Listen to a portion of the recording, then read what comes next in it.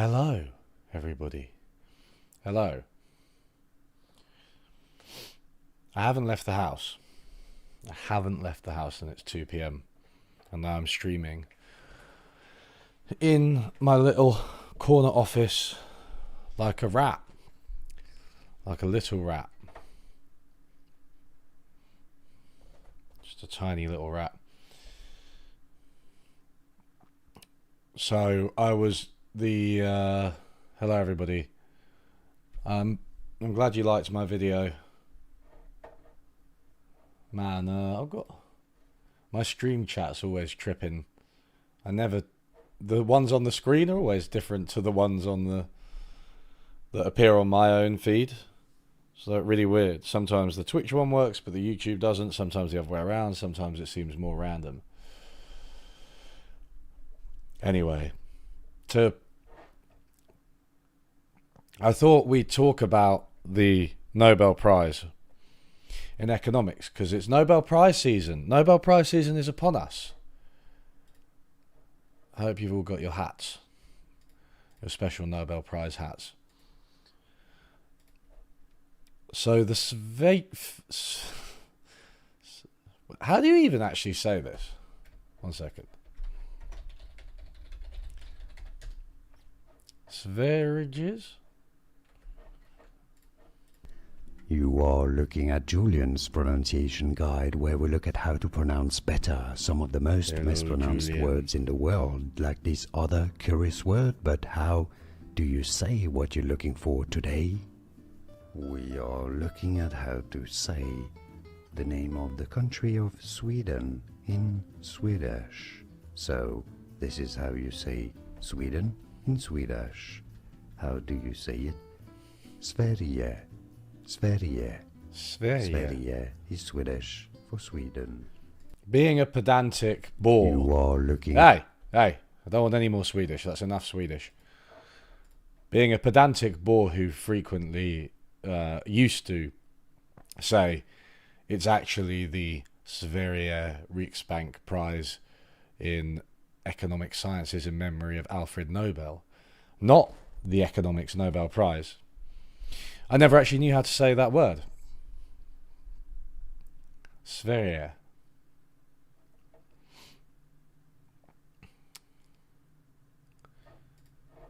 I think he's French, isn't he, Julien? He's the pronunciation guy. He does the pronunciations. So they did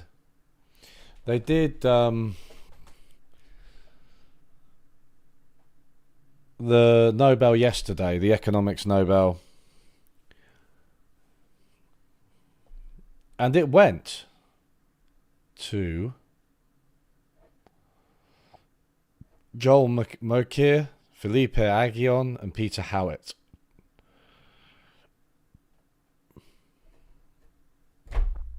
Joel Mokyr. There he is. So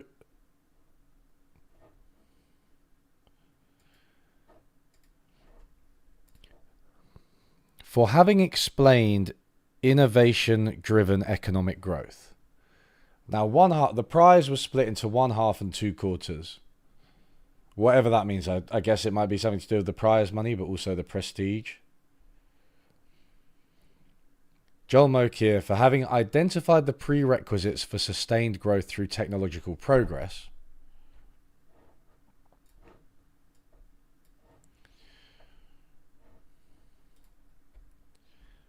And the other half to Philippe Aghion and Peter Howitt for the theory of sustained growth through creative destruction.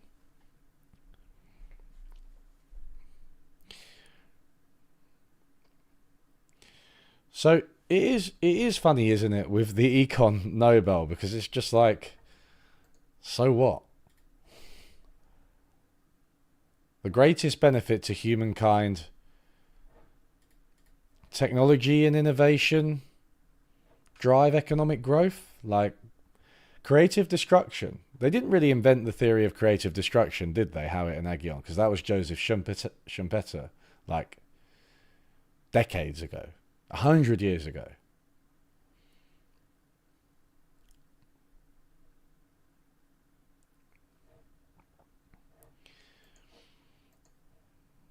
But like, what's the physics Nobel? Experiments on a chip revealed quantum physics in action.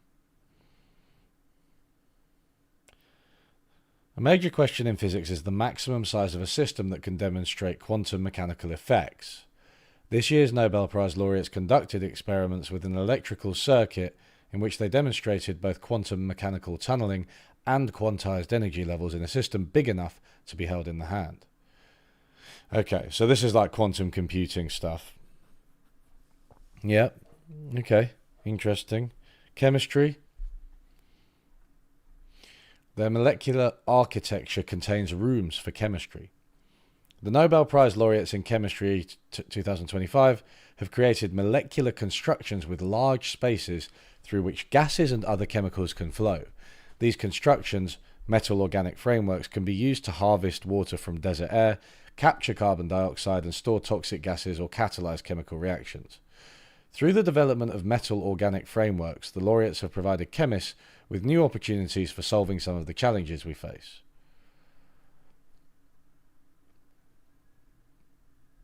Okay, so you can capture materials in a new way, carbon capture. Physiology and medicine. They understood how the immune system is kept in check. The body's powerful immune system must be regulated or it may attack our own organs. Mary Brunko, Fred Ramsdell and Shimon Sakaguchi made groundbreaking discoveries concerning peripheral immune tolerance that prevents the immune system from harming the body. Their discoveries have laid the foundation for a new field of research and spurred the development of new treatments, for example, for cancer and autoimmune diseases.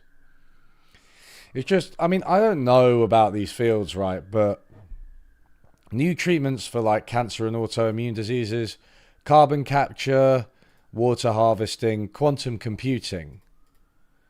And it's like, they show how new technology can drive sustained growth. Like, isn't that just really obvious? I'm sorry. Over the last 2 centuries, for the first time in history, the world has seen sustained economic growth. This has lifted vast numbers of people out of poverty and laid the foundation of our prosperity. This year's laureates in economic sciences, Joel Mokyr, Philippe Aghion and Peter Howitt, explain how innovation provides the impetus for further progress. The laureates have taught us that sustained growth cannot be taken for granted. Economic stagnation, not growth, has been the norm for most of human history. Their work shows that we must be aware of and counteract threats to continued growth. That's like a political statement. This is, you know what I mean? It's not like they've discovered something new that's going to change the world. It's like they're saying, oh, don't rock the boat too much. Everything's going really well. There's an obvious difference between these two. I mean, to be fair, you could say, not to read too much into it,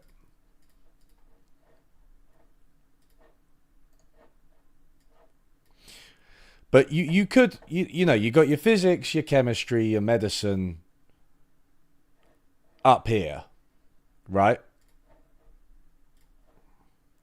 You got your physics, your chemistry, your medicine up here. You got your literature, your peace, and your economics here. Now, you can put these in similar categories, right? What's the Peace Prize saying?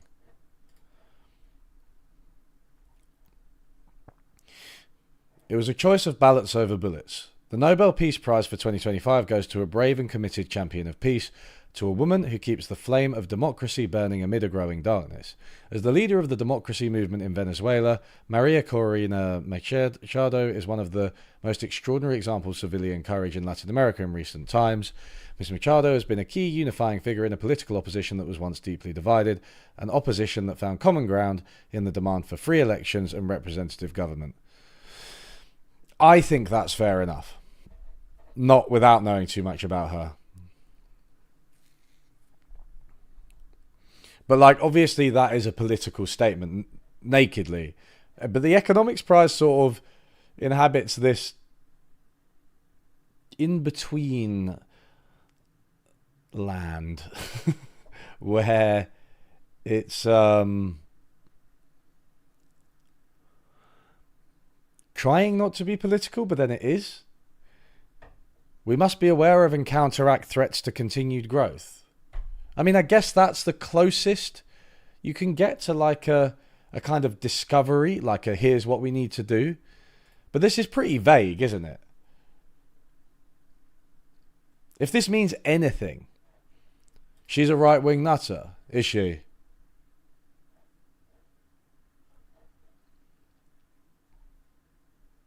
Do you agree that democracy is a precondition for a lasting peace? Man, what? I do think that the Econ Prize isn't alone in that Nobel Prizes can be kind of stupid.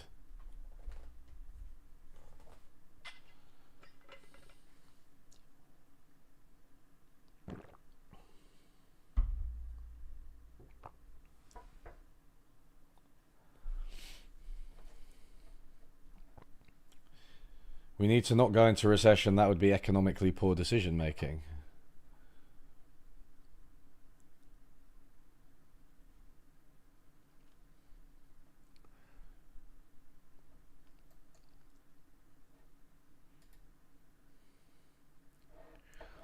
Well, so anyway, let's look at this.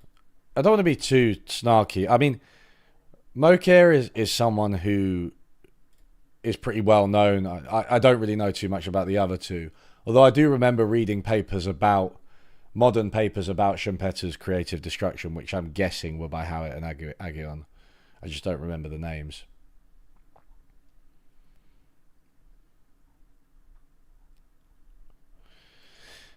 Where is the summary?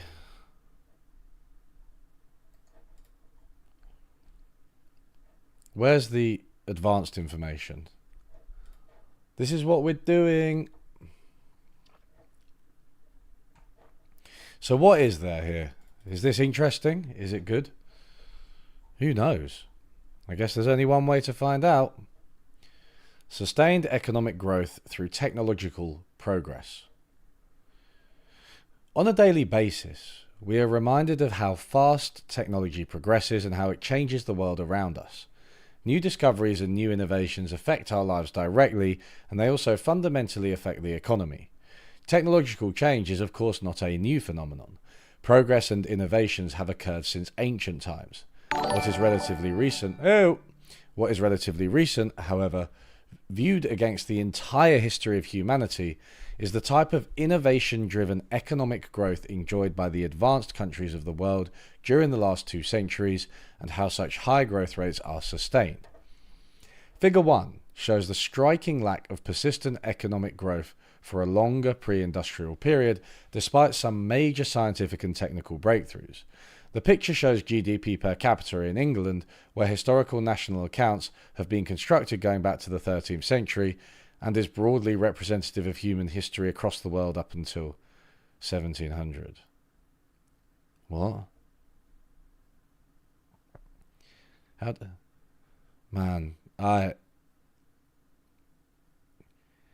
So these constructed GDP metrics are really, really contentious.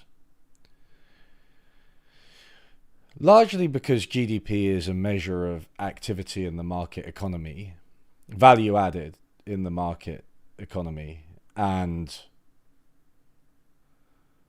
the market economy was not really present across this period. Therefore, value added wasn't so much a thing. So you have to kind of project something which is very modern, which is a feature of the modern economy, back through history. You have to act like things were traded through markets, but the data are so sparse. Who knows? So GDP per capita apparently went up after the Black Death, which is sensible, but didn't go up here. But I think so. Yeah, what they're saying is there were heavy ploughs introduced. Windmills are invented in the Middle Ages. Johannes Gutenberg pioneers the modern printing press. Navigation revolutionized with better map making. The first compound microscope. Galileo designs a basic thermometer, 1600. Isaac Newton formulates his 3 laws of motion and gravity. But despite these technological breakthroughs and inventions, there was no sustained GDP growth.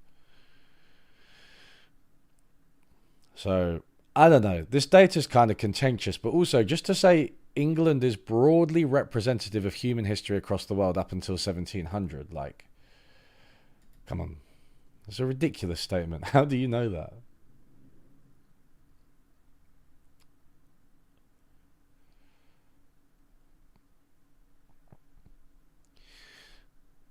In contrast to Figure 1, Figure 2 shows economic growth since 1800 of two countries at the world's technological frontier, the UK and the US on the right. UK on the left, US on the right. Although these countries have experienced significant turbulence over this time period, and swings or dips are visible in this graph, the most striking aspect of the figure is the long period of remarkably sustained economic growth. How could economic growth become a sustained phenomenon? And what keeps us on the current path? These are first-order questions for the economies of the world. This year's laureates have addressed these questions in highly complementary research efforts from different perspectives and with different methods. Okay, so there you go. Line go up. Make me more happier.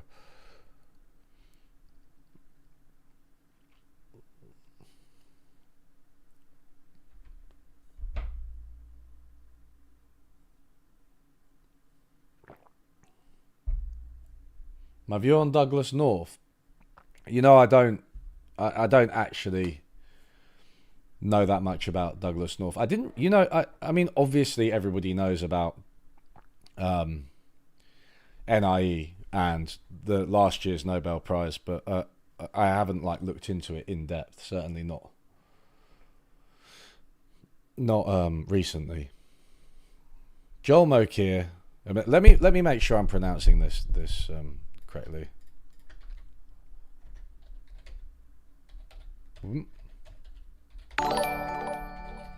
Welcome, Lemon Penguini.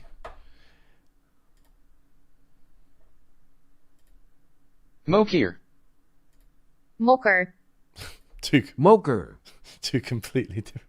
Mokyr. Mokyr. More people seem to think Mocha.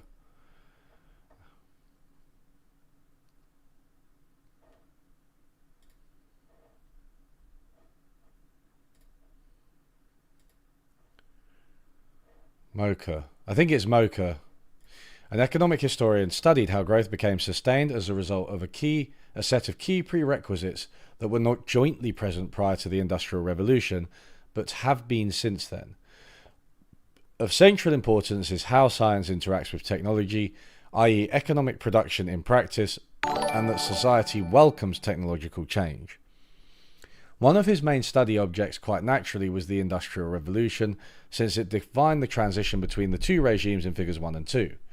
Philippe Aghion and Peter Howitt instead were inspired by the sustained economic growth of modern times and how disruptive this process is underneath the aggregate. They developed a theory of growth through creative destruction, describing the process of innovation and business stealing and how the long-run growth rate of an economy is determined as a result. The theory contains fundamental building blocks of how new technology surpasses old, where some firms win at the expense of other firms, in an economy characterized by constant churning.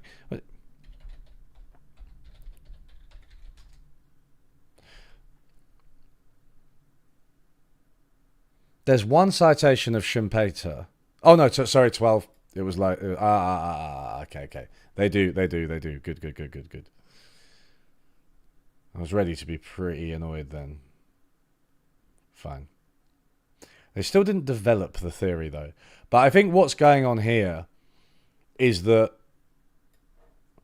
a theory for the economics profession is something which is mathematical. So when they say they developed a theory, Joseph Schumpeter didn't develop a theory because he just wrote words. And that doesn't count. The starting point of this year's laureates' contributions is the view that innovation and technological change are the key drivers of sustained economic growth. This point was forcefully made by Robert Solow, whose growth accounting method suggests that growth is not primarily driven by physical or human capital accumulation. The question of what drives technological change itself was not formally addressed until the early 1990s, when Paul Romer, the 2017 economics laureate,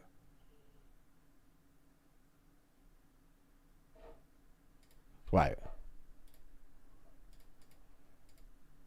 was he 2017?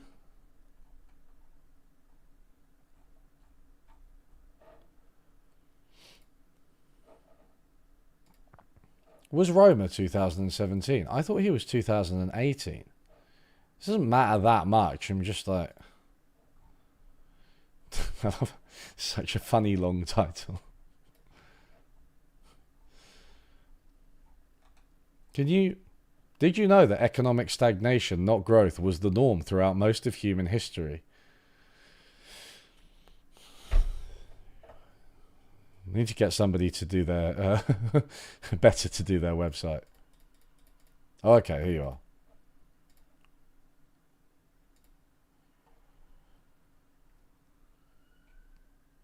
Yeah, Richard Thaler was 2007. Yeah, Richard Thaler was 2017, the behavioral economist.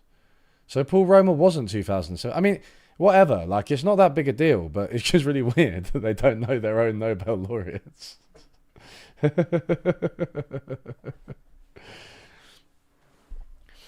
What do I think about the technology being obsolete because markets cannot be satiated anymore because the intensive economic growth will overheat it? I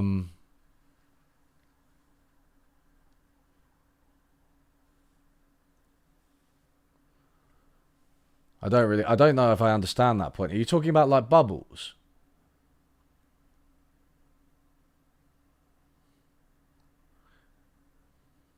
...2014 Nobel... What was the 2014 one? Wait, let me... I think it's actually funner if we just like... Rather than actually reading their work, which is pointless. Like, cause like, what's the point in knowing stuff? It's stupid. You can know anything. Doesn't get you anywhere. You've been thinking thoughts your whole life. Jean Tirole. Oh, of course it was. No, he was more about regulation, like monopolies, right? Market power and regulation.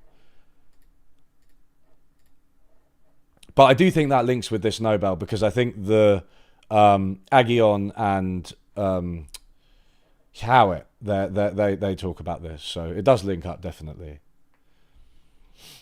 These studies, however, did not address how economic growth could emerge in the first place as a sustained phenomenon, nor did they examine or empirically evaluate the exact mechanisms propelling growth further and further.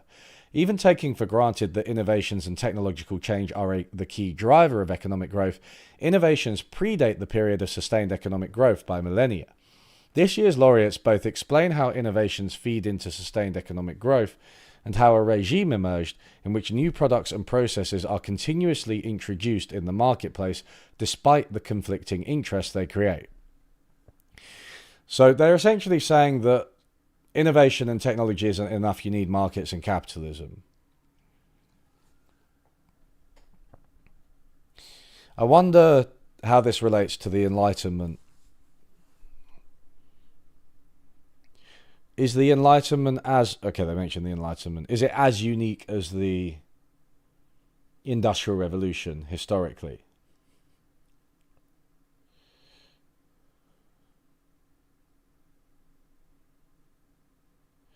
Feels weird to call the vast majority of human history stagnation when GDP growth wasn't really a concept, let alone a goal.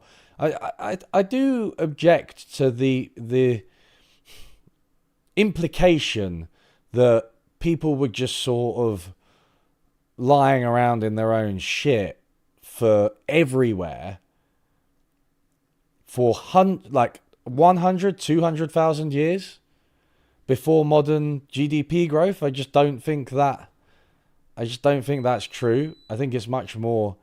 It's such a complex picture, like how people have lived throughout human history, and who cares that, you know, they might not have cared that they didn't have GDP growth.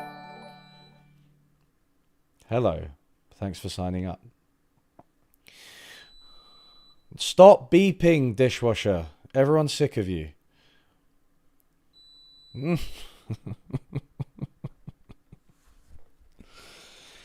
Mokyr's novel answer centers around how innovation accelerates when scientific breakthroughs and practical knowledge reinforce each other. In particular, his studies link a number of key observations. First, philosophical and theoretical advancements had been recorded dating back thousands of years. Second, the development of applied technology, new tools, products, and methods of production that are central ingredients into how production occurs had been pushed forward for ages. Third, each of these phenomena had always occurred in relatively short bursts and throughout time ground to a halt. Taken together, this produced a pattern of economic growth that in most of human history resembled long periods of stagnation or very slow growth, punctuated by sudden outbursts of short-lived economic dynamism. All of this changed with the Industrial Revolution, when the world saw sustained growth rates for the first time in history.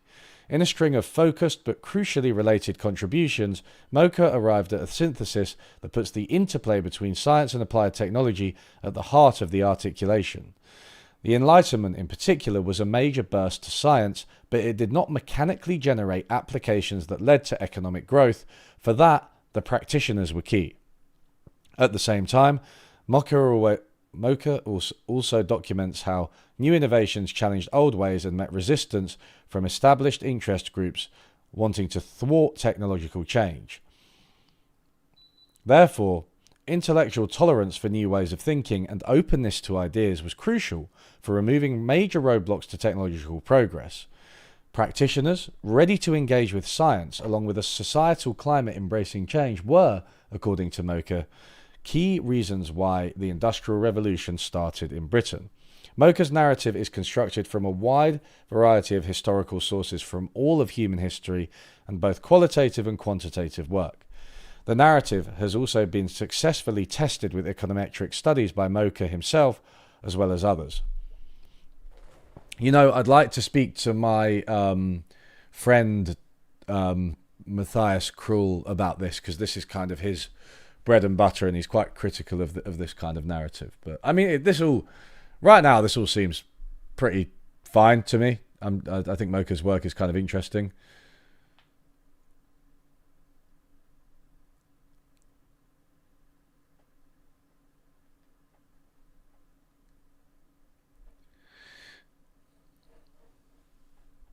Oh, you guys are lucky my fire alarm isn't beeping. Jesus Christ. There was a period where it was just awful. I cried. Rather than looking into the distant past, Aghion and Howitt were motivated by observing modern-day sustained innovation-led growth in advanced economies. Aghion... Right, okay.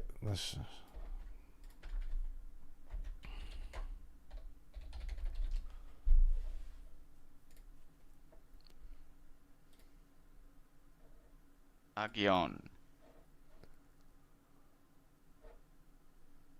Aghion. Okay, not Aghion, Aghion. Aghion and Howitt set out to understand, via theoretical formalization, how entrepreneurs innovate, how they create new ideas and introduce better products and processes in the marketplace, and how their actions are shaped by the regulatory environment. In other words, being guided by how innovations come about in practice in today's society, Aghion and Howitt put entrepreneurs and their decisions at center stage and analyze the process of creative destruction. The idea is that an innovation leads to business stealing. How do I say? Business stealing. The innovation is carried out in one firm or by one individual, but partially destroys the rents of others. They constructed a mathematical framework designed to study how individual decisions and conflicting interests at the microeconomic firm level can lead to steady output growth at the aggregate level. The theory is empirically persuasive. It matches a range of relevant microeconomic and macroeconomic facts and generated an avalanche of follow-up studies linking competition and firm dynamics to growth.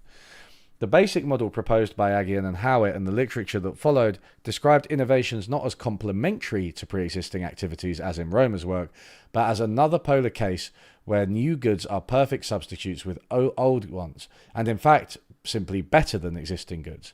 This perspective introduces the elements of creative destruction and conflicting interests. Aghion and Howitt's approach fundamentally relies on the heterogeneity and competing relations among firms, allowing us to test the theories of aggregate growth and quantify their mechanisms by looking at microeconomic firm-level data. It also allows us to evaluate counterfactual policy experiments explicitly, e.g. changes in patent protection, competition policies, or R&D subsidies. Their model, with its countless extensions, has become the workhorse model for analysing positive and normative questions regarding innovation-led growth. Okay, so that's quite a lot of econ speak. But basically, they're saying that companies that invent new, better products destroy the old ones, and this drives growth. It's a kind of linking of macro and micro, I think, because you've got like the firms at the micro level, but then that's leading to growth at the aggregate level. So it's something that I can imagine economists kind of liking, obviously. Mokyr's broad perspective and Aghion and Howitt's analytical precision provide us with tools that are crucial in today's world. Sustained technological development has allowed human conditions to steadily improve for more than 200 years. 2 centuries, however, is just a small fraction of human history, and the continuation of this trend is not to be taken for granted.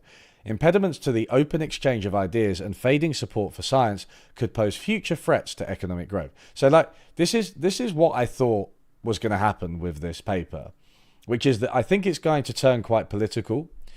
Now, I actually don't disagree with this as stated, right? I'm not saying I disagree with it. Obviously, we have like a fucking mad anti-vaxxer as the health secretary in the US. There's a massive amount of anti-intellectualism at the moment, so I don't support that at all. But it's political. Another challenge is how to regulate dominant tech or pharmaceutical companies without harming the technological progress they create. At the same time, there are also opportunities. New technologies such as artificial intelligence could grease the positive feedback loop between science and applied technology and may, in the right regulatory and societal environment, even lead to faster progress. They're hedging a bit there. They know artificial intelligence is controversial. Together, the contributions of this year's laureates have provided us with tools and offer important insights into how to address threats to progress and make the best out of future opportunities.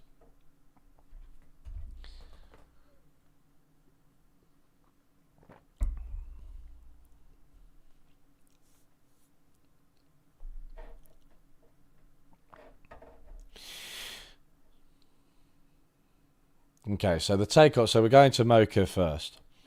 Part of this year's prize in economic sciences is awarded to Mokyr for having provided an explanation for how industrial takeoffs can transform into sustained and self-propelling economic growth. By contrasting the sporadic searches and haphazardness that characterize the invention process throughout most of human history with the scientific research program that took hold of Europe after the Enlightenment, Mokyr explains... I swear I say it differently every time. I've forgotten how to fucking say it. Leave me alone. I'm British. I shouldn't have to pronounce other countries' names. Mokyr. No. Mokyr. Mokyr. Mokyr. It's Mokyr. Explains why economic growth did not peter out after the first decades of the Industrial Revolution. The Enlightenment, a pan-European movement, paved the way for a fruitful dialogue between theoretical and practical knowledge and created the virtuous cycles of knowledge accumulation that allowed Europe, or more specifically Britain, to embark on an innovation process powerful enough to generate sustained growth for the first time in history. It was not until the British Industrial Revolution that the modern process of creative destruction emerged. This was when cumulative knowledge had become powerful enough to create new disruptive technologies which were allowed to diffuse widely in society, despite destroying existing rents. As the mother of all creative destruction, the Industrial Revolution provides a fundamental example of the forces needed to maintain a takeoff into sustained growth, a joint evolution of science and technology, mechanical competence, and a wider acceptance of the forces of creative destruction. Below, we begin by motivating the ideas about takeoff and sustained economic growth with historical data.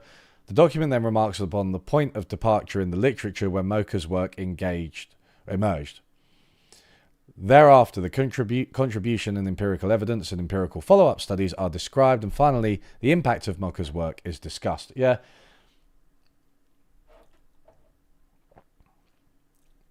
No Nobel for Ellen Mixon's wood.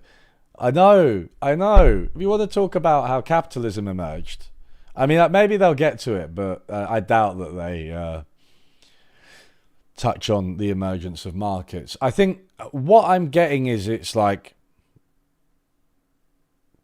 the population kind of accepted science and technology in markets, which is kind of true, but doesn't really explain how things changed. But, you know, let's not judge too quickly. Environmental costs. I don't think it... Mokyr, I hardly know it. Yeah. It's good. That's a good one.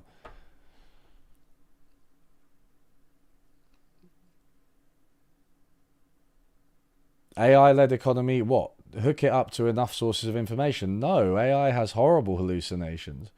I don't think AI is even now is powerful enough to plan the whole economy too. I don't want it making judgments for me, I'll tell you that.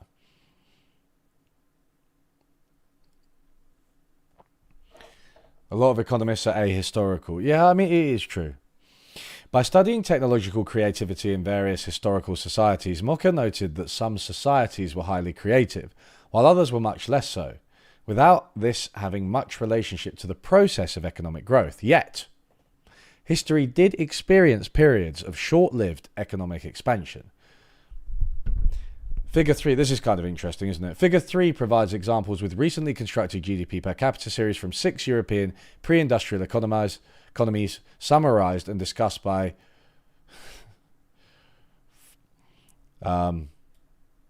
Fouquet? This is just like me. Most of this stream is just me not knowing how to pronounce words. You are looking at Julian's pronunciation guide, where we look at how to pronounce better some of the most mispronounced words in the world, like this other curious word, but how do you say what you're looking for today? We are looking at how to pronounce this name, as well as how to say more interesting but often confusing French names, so make sure to stay tuned to the channel. As a surname, this is usually said as Fouquet. Fouquet. Now, if you're talking about Fouquet.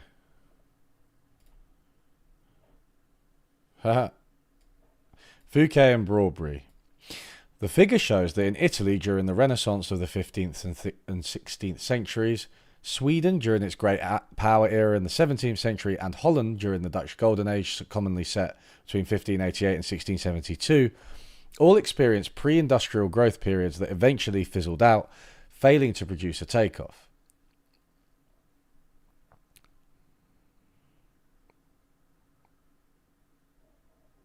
Okay, so Italy, Renaissance Italy. Oh yeah, things go well. Oh no, they go badly.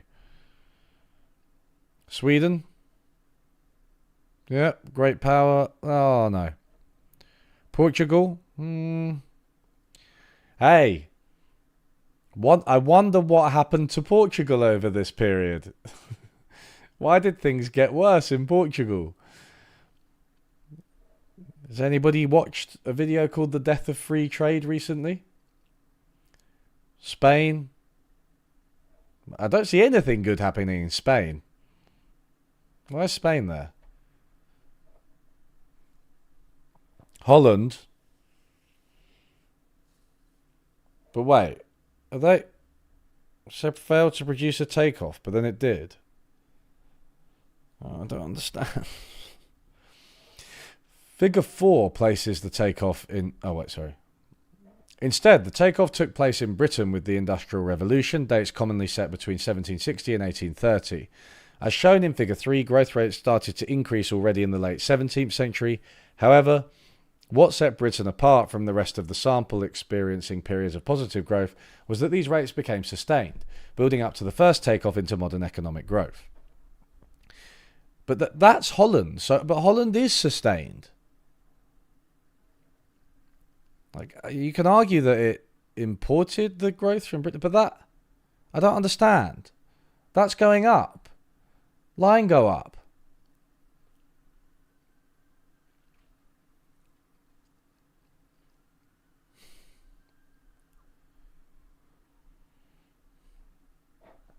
Figure 4 places the takeoff in longer historical context. The figure clearly shows that any kind of pre-industrial growth displayed in Figure 3 is massively overshadowed by the type of growth that took off with the Industrial Revolution. After Britain, economic takeoffs into sustained growth have occurred in several countries. Today, growth rates averaging some 1 to 2% annually have become the norm in most industrial countries, as outlined in Appendix Figure A1. This new pattern of sustained economic growth has subsequently raised average GDP per capita in the world very significantly, which in practice means that the last centuries of human history have, for the first time, implied continuous, significant improvements in living standards. Given the contrast between before and after, a key question is what allowed the transition to occur. A related question is why did the transition not occur earlier or later, and is there a risk of a reversal back to a stagnant era? It is into this complex set of questions that Mokyr's research has given us crucial insights.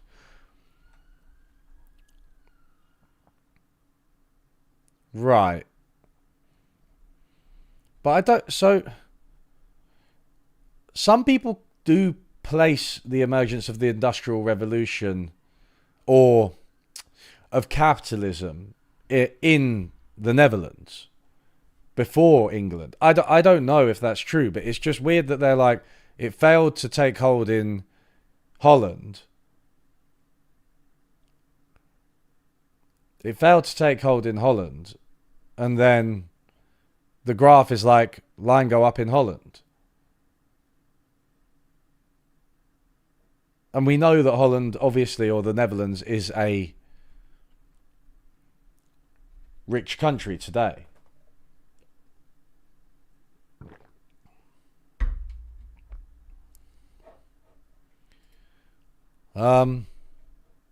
What you want? Hey. You want this?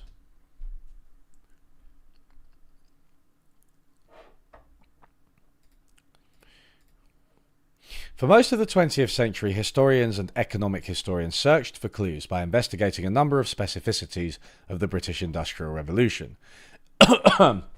Good Lord. Death's door. A key hypothesis was that this important economic event could be explained by economic factors, such as relative prices, endowments, demand factors, hello Xenobas, investment, exports, savings, property rights, changes in labour supply, and fiscal and monetary institutions that differed between Britain and other countries. Among the many explanations, the role of science in the Industrial Revolution remained contentious. It was commonly argued that science had little guidance to offer, and that only very few early inventions could be seen as directly traceable to new discoveries by scientists such as Galileo, Descartes, or Newton. The standard view instead resorted to explaining the Industrial Revolution with factors already embedded in the European societies before the takeoff, with many scholars championing a vision of a gradually rising West. For a long time, this view was also supported by the pioneering data collection in Madison, which gave... Did Madison win the Nobel Prize? I don't think he did.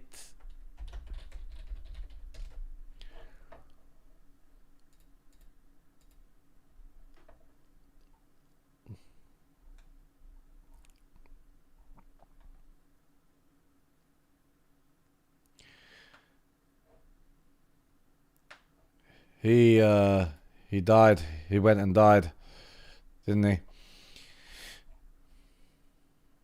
he? Gave tentative support to the idea that Western Europe overtook China around the 16th century. So, what I know of Madison's work is that it's not really believed anymore. Like, his GDP estimates were very sus. They were essentially made up.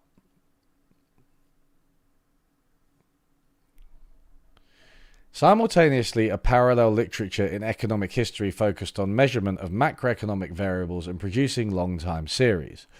With the compilation and creation of new time series data, researchers noted the surprisingly low growth rates by modern standards during the allegedly revolutionary late 18th and early 19th century in Britain.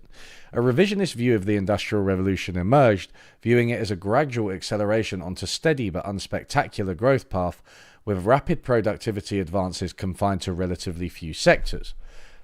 The new quantitative evidence led some to argue that the Industrial Revolution had been dethroned almost entirely, leaving behind only a description of gradual structural change from agrarian to non-agrarian sectors. Thus, there was barely anything left to explain. Okay. Interesting. I'm gripped. I'm enjoying this. My opinion on abundance, we'll get to that. I have read that book now. They didn't bring up Mixon's Woods mentioning how agrarian capitalism happened during feudalism brought the social factors and relations necessary to facilitate the Industrial Revolution. Economists aren't going to talk about social relations, I'll tell you that. It was the Dutch who first used clocks to manage workers' shifts. Labourers were bewildered by the concept of clocking and breaking by the exact minute. Yeah, they were really resistant to it, weren't they? Smash the clocks. Mokyr adopted a different perspective. He reformulated the debate by centering it on the impact of technological change on growth. Tracing the inventions and innovations that have transformed society since ancient China, Greece and Rome, and then evaluating the role of each technology, he concluded that technology had historically failed to produce growth because little was known about how and why the techniques worked. It was a world of engineering without mechanics, iron making without metallurgy, farming without soil science, mining without geology, water powers without hydraulics, dye making without organic chemistry, and medical practice without microbiology and immunology. To explain why technologies historically had failed to produce sustained growth, Mokyr distinguished between major breakthroughs, macro-inventions, and incremental improvements, micro-inventions. Macro-inventions are radical technological discontinuities determined by some shift in people's knowledge or understanding or in a new combination of previously disparate ideas with potentially large effect on the marginal product of further improvements.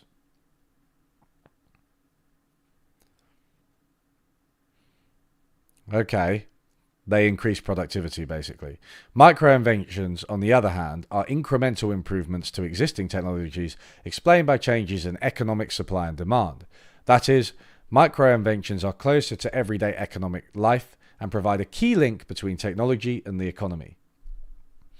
While macro-inventions were not new to history, think of the windmill, the printing press, or the weight-driven mechanical clock, they emerged sporadically and failed to generate a stream of cumulative micro-inventions supplementing the new techniques.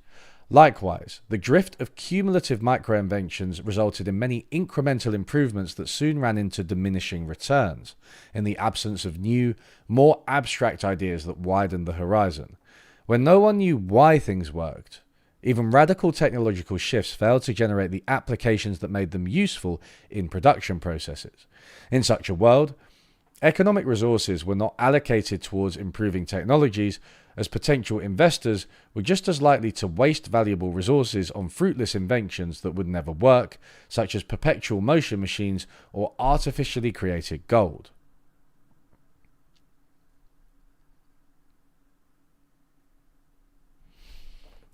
I find that really interesting, actually.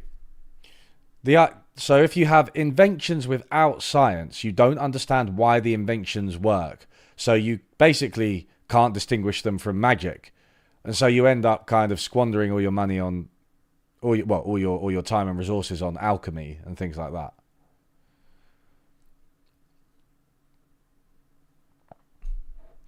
The lack of a positive feedback loop between macro and micro inventions meant that even radical technological shifts always failed to result in anything but another technological plateau. While periods with rapid technological change could sometimes almost resemble the very early stages of the Industrial Revolution or a takeoff, new innovations never accumulated enough feedback to produce sustained growth, i.e. a burst of activity that lasted for more than a few decades. Thus, technological progress during the period before the Industrial Revolution was very different from what took place after. With this insight, Mokyr identified a number of key prerequisites for sustaining economic growth. The timeline here is that you have the Enlightenment and the development of science, but not economic growth for a few hundred years. Conversely, you have inventions before the Enlightenment that led to, at best, limited and short-lived economic growth. I'm presuming what he's going to say is that you need, like, all of it. You need, like, markets, you need science, and you need inventions to sustain economic growth.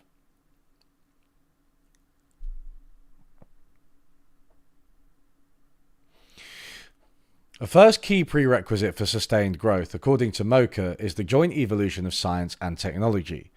The main event that allowed the transition to begin was the Enlightenment. However, what ultimately drove the takeoff into sustained economic growth was an expansion of useful knowledge, a term first introduced by Kuznets, powerful enough to break out of the long-run stasis.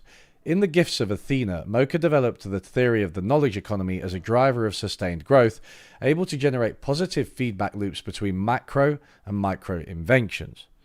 To explain how the acquisition of knowledge transformed itself such that it could sustain the Industrial Revolution beyond its first decades, Mokyr argued that useful knowledge rests on two types of knowledge. The first relates to knowledge about natural phenomena and regularities of the physical world, and is referred to as propositional knowledge.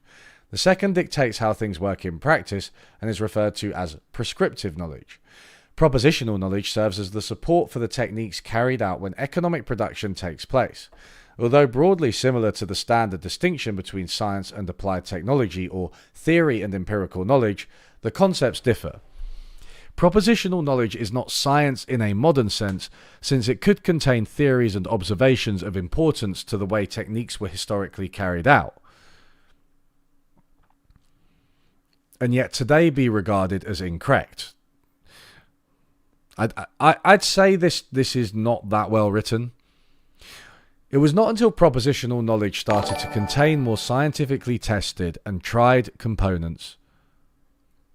Isn't it tried and tested? On that note, that the knowledge base came closer to the type of formal and generalized propositional knowledge that we today know as science. While propositional knowledge feeds into prescriptive knowledge can generate feedback into propositional knowledge. The simplest feedback occurs when a technique is discovered by trial and error, and the fact that it works is registered as a known regularity of the world. Further testing and tweaking may add new and unexplained phenomena that further stimulate propositional knowledge. Similarly, changes in the execution of techniques may open up for new development of instruments and tools that further the feedback loop. The virtuous cycle is self-sustaining in the sense that the two types of knowledge are complementary and increase the marginal product of the other.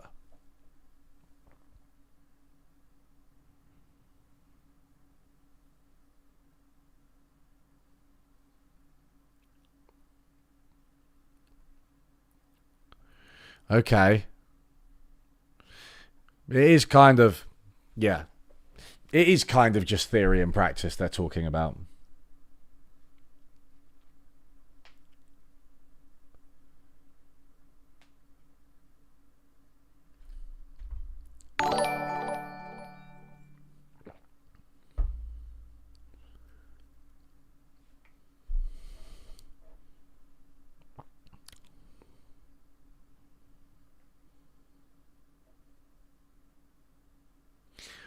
The Enlightenment revolutionized the way useful knowledge accumulated. To connect the scientific revolution of the 16th and 17th centuries to events taking place in the economy around a century later, Mokyr coined the term the Industrial Enlightenment. This was a set of social changes that transformed the nature and size of propositional and prescriptive knowledge and their relationship. In Mokyr's conception of the Industrial Enlightenment, these social changes came about... Oh, social changes spotted... Oh, you already said that, sorry. Yeah. To reduce access costs to prescriptive knowledge by surveying artisanal practices to determine which techniques were superior. 2. Understand why techniques worked by generalizing them and trying to connect them with the formal propositional knowledge of the time. And 3. Facilitate the interaction between those that controlled the propositional knowledge and those that implemented the techniques contained in prescriptive knowledge. The Industrial Enlightenment created new standards of open science, scientific methods, and a common vocabulary, making useful knowledge more diffused and accessible. By facilitating interaction, generalized propositional knowledge spread beyond the more arcane realms of mathematics and experimental philosophy to the more mundane worlds of the artisan, the mechanic, and the farmer. Gradually, the connection between propositional and prescriptive knowledge became tighter. By 1800, useful knowledge started to have a real impact on the economy, sustaining technological change and growth. The feedback from technological success further inspired confidence in the propositional knowledge underlying the techniques and advanced knowledge accumulation. Had it not been for the enlarged scientific knowledge base, technological progress would have slowed down, as in all previous historical instances of technical change. Instead, growth became sustained. Around 1870, science-based knowledge influenced virtually all branches of industrial production. Well,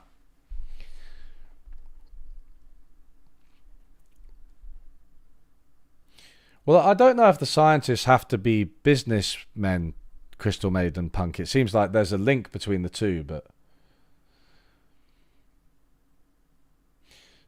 Not to belabor the point, but other fields have done this analysis much better than economists. Well, that's not too surprising. Brian Arthur. W. Brian Arthur. I don't know. Yeah, a post... Yeah.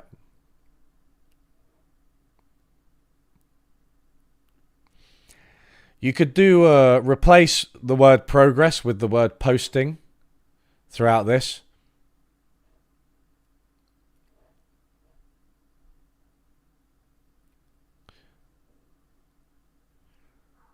Had it not been for the enlarged scientific knowledge base, technological posting would have slowed down, as in all previous historical instances of technological change.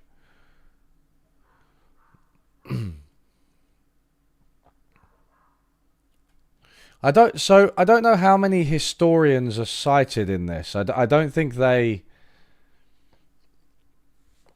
I do feel like economists and historians just don't cite each other enough. Very much an academic silo situation. New ideas need people that put them into economic use. Mechanical competence refers to the ability of agents to carry out the instructions derived from prescriptive knowledge. But the knowledge needed to execute a new technology is not the same as the knowledge needed to invent it. Technologically creative societies are those where highly educated people who think for themselves mingle with those who are skilled and produce goods and services for consumption. Crucial to economic growth were thus the skilled practitioners, sometimes referred to by Mokyr as tinkerers, tweakers, or implementers, who possess sufficient technical know-how to access new knowledge to read the blueprints, scale up the models, and install the equipment that put science into economic use, or in other words, be people able to move easily between the world of abstraction and the practicalities of the lever, the cylinder, and the spindle. The skills that mattered here were not just the average skills of the population, like average literacy or schooling rates, but rather the skills and capabilities among the upper tail of those possessing human capital. Capable tinkerers ensured that new technologies kept being tweaked, tested, and improved, and that useful knowledge was put into economic applications. Ah, yes. I welcome our new human capital overlords.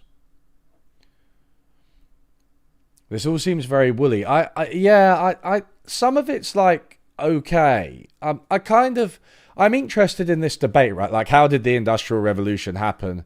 What's the link between it and the Enlightenment? How did the market economy emerge? But I don't feel like I'm getting a sense of any of those things, right? I don't feel like I'm getting an in-depth understanding of the Enlightenment and systemized knowledge, and I don't feel like I'm getting an Ellen Maxins Wood-esque explanation of how capitalism emerged. I feel like I'm getting a kind of loose description of what happened during the Industrial Revolution in like some factories and with some inventions. Real analysis in it. Real analysis is Yeah, it's used quite heavily, I think. Would I feel competent enough in history to navigate history literature? No. I mean, I'd do it on stream, you know, potentially in a kind of cautiously. But this is why you need cross-disciplinary departments and journals and conferences.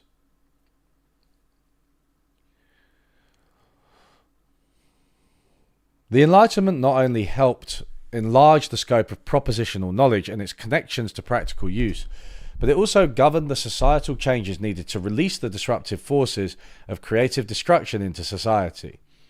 Pioneering a literature on the political economy of technological change, Mokyr explained the frailty of the process of creative destruction. Mokyr documented that resistance to technology, a phenomenon largely ignored by historians, had been... What? That can't be true.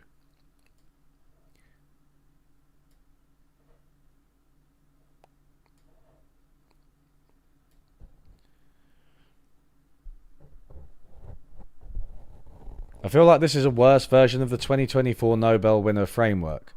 Well, it's weird because Roma in 2018 also got the Nobel for like R&D and how technology drives growth.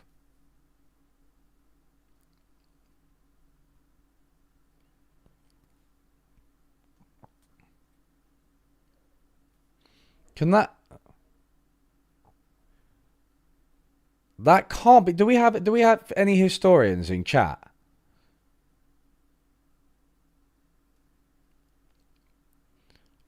What the fuck? Like, resistance to technology, a phenomenon largely ignored by historians, had been pervasive in history and often came from vested interests.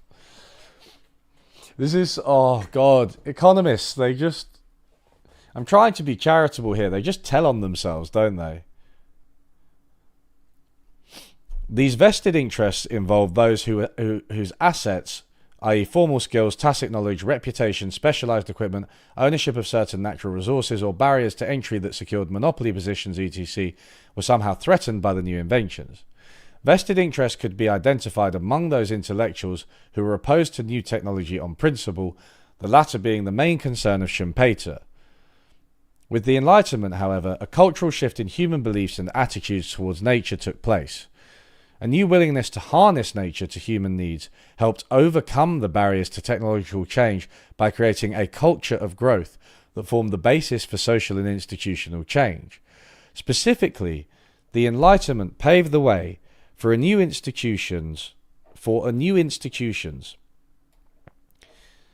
don't want to be like typo, but the number... Oh, I don't know. Am I nitpicking? This is just really badly written. It's funny because, like, when I was younger, I would have thought, look at this paper, this very formal, technical thing released by the Nobel Prize Committee. This must be really serious. I feel like it's, like, kind of cobbled together by a couple of interns. History major here. That is not a phenomenon ignored by historians. Lamau. Dude got a Nobel Prize for repeating what David Ricardo said 200 years ago. Well, thank you for the donation, and hell yeah. Yeah. Ricardo, Smith, Schumpeter. I'm pretty sure historians have written about guilds and artisans and the shift towards industrialization. I'm also pretty sure people like E.G. Marx wrote about it, but he's not a well-known name. Luddites are well-known. A statement like that needs citations. Yeah, it's ridiculous. Does an archaeologist count? Yeah. Paul Kennedy, for example, clearly talks about creative destruction in the rise and fall of the great powers. I am behind, but Geoffrey Parker's The Army of Flanders and the Spanish Road is a good history of how at least modern banking had its foundations in the Spanish Netherlands.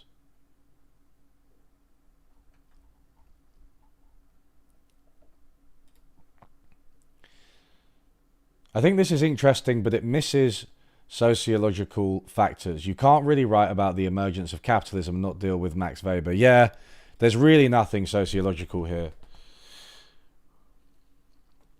Have any of the laureates spoken positively about artificial intelligence? I think they're kind of cautiously optimistic about AI, but it might get to that. We're flexible enough to encourage competition between interest groups and allow the winners to compensate the losers, for example, by functioning parliaments where representatives from different interest groups could meet and negotiate their claims. With these societal changes in place, the forces of creative destruction could be released into society for the first time. Okay. With that, I have just realised what is bothering me about this, and it's really obvious. It's Whiggish. It's so Whiggish. It is just literally like taking the things that we have and value today, and which are the norm today, and projecting them through history and being like, this is how history conspired to bring us to today, to make the things that we think are good come about.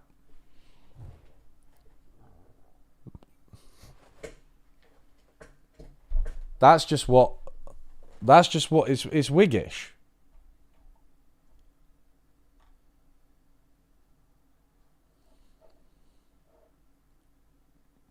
That's what I've realized what was bothering me about it. Are simulations not used in economics for replacing experiments? I don't know. I mean, sometimes economists do simulations. How would they replace experiments, though? Because one's like empirical. One's like, reality, and the other one's like not, right? I think I should transition from physics to economics. Sounds like you can just say anything without any real methodology and be considered a groundbreaking thinker.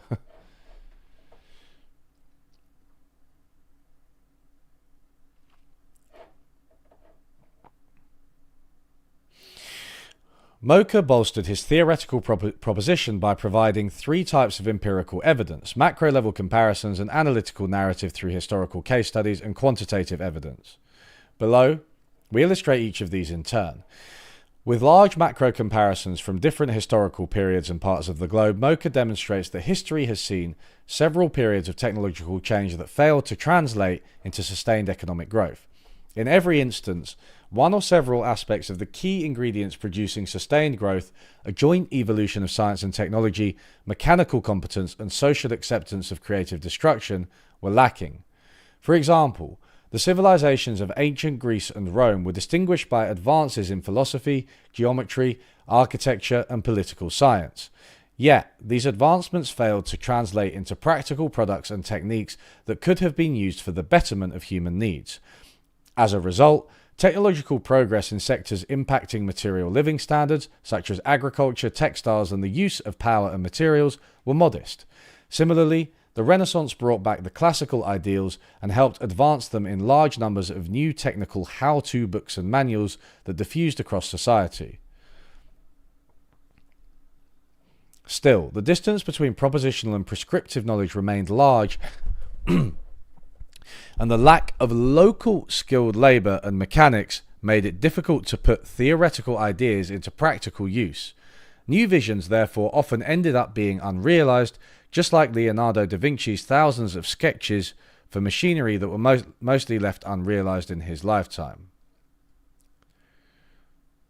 It was Leonardo da Vinci, like, I generally resist, like, worshipping historical figures. Da Vinci was the fucking guy. Like, he's one of the few people where I would be genuinely interested in, like, what he got in an IQ test.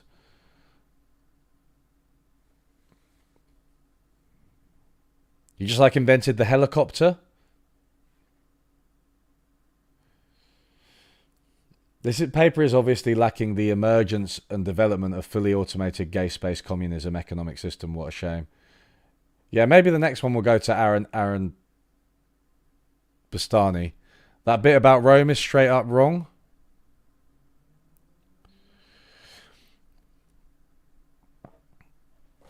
It's tricky because I think one of the issues, Joel Mokyr, I'm sure he knows a lot about history and technology and much more than me, but I do find when I speak to historians, they are so reluctant to like draw everything together into a grand narrative like this. Like, we've referenced every fucking civilization that's ever existed at this point. You know what I mean? Like, you've got like Greece and Rome. Actually, I say that, it's very European. Actually, I take that back. We've referenced every European civilization that's existed.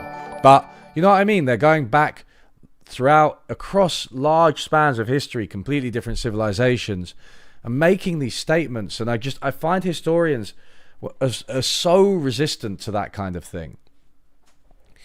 They don't like to draw together Greece and Rome. They don't like to draw together Rome and today. Only civilization outside of Europe that was mentioned was China. Yeah.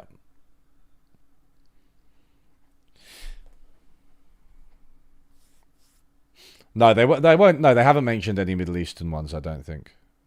Don't know if there was some reference to some Islamic ones, but I don't think so. When people come up with grand theories of history, it's usually selectively ignoring things to reach a predetermined conclusion. Yeah, I just think my starting point is that there are no grand theories of history, and there's just so much we don't know. In contrast, the relatively backward society in medieval Europe, 500 to 1500 AD, often referred to as the Dark Middle Ages, saw several practical innovations that transformed productive capacity. The three-field crop rotation system, the heavy plough, windmills, and bigger and better water wheels all served to increase agricultural production and energy utilization, resulting in urbanization and population growth.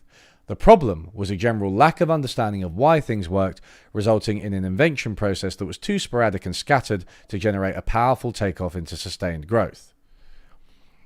So you see what I mean by Whiggish? It's like everything that happened up until the point of sustained economic growth in the Industrial Revolution was just a failure to reach sustained economic growth in the Industrial Revolution. Also, did they not consider the whales? We know now that windmills drive the whales crazy. They're torturing the whales. So maybe Mokyr needs to consider that.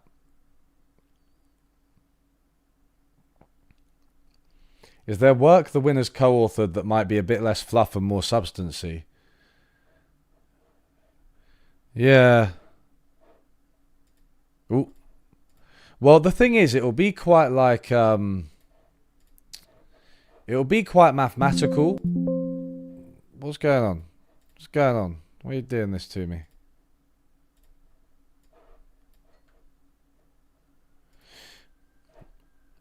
Oh, that's just a picture of them. They look nice, but that's not what I was going for.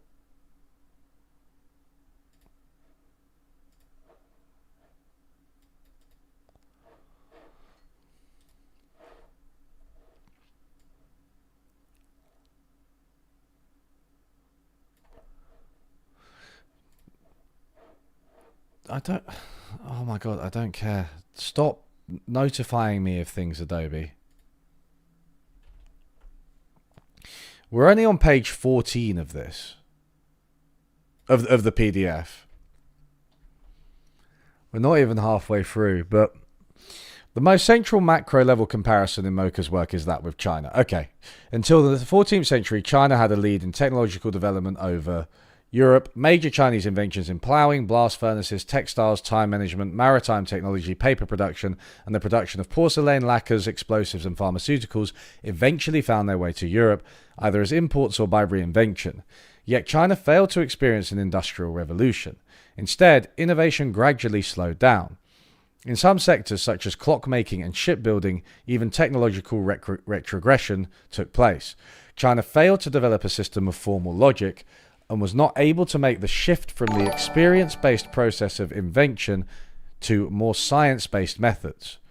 As the technological process was government-controlled and manipulated and managed by the Chinese court, China was kept on a technologically stagnant path due to lack of open science and competition. The best illustration of the reversal of technological creativity is the complete halt of geographic exploration after 1430 by a decision from the Chinese imperial court.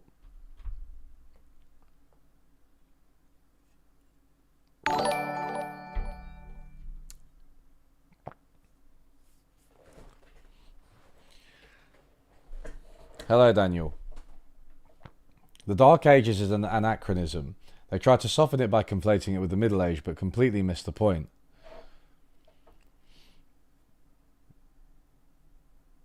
I mean, I don't know.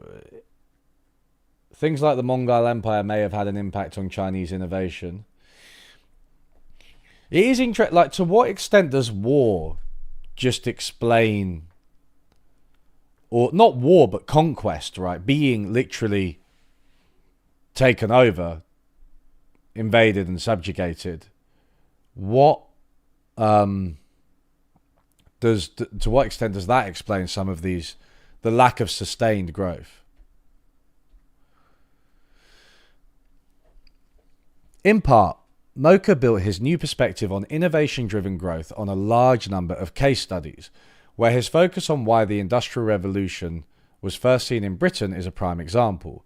His studies of vested interest also rest on numerous narratives.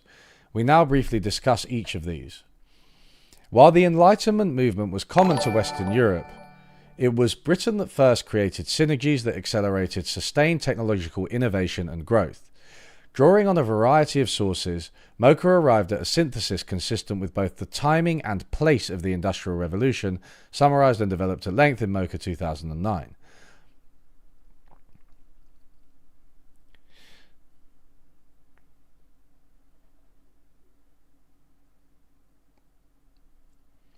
This claims that Chinese innovation continued for 200 years after the Mongol invasion. Milkman, you could try my reading list.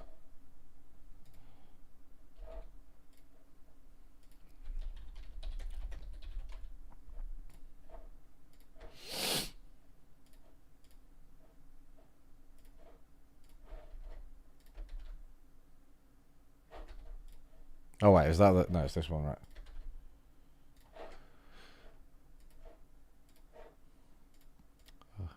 What are we doing?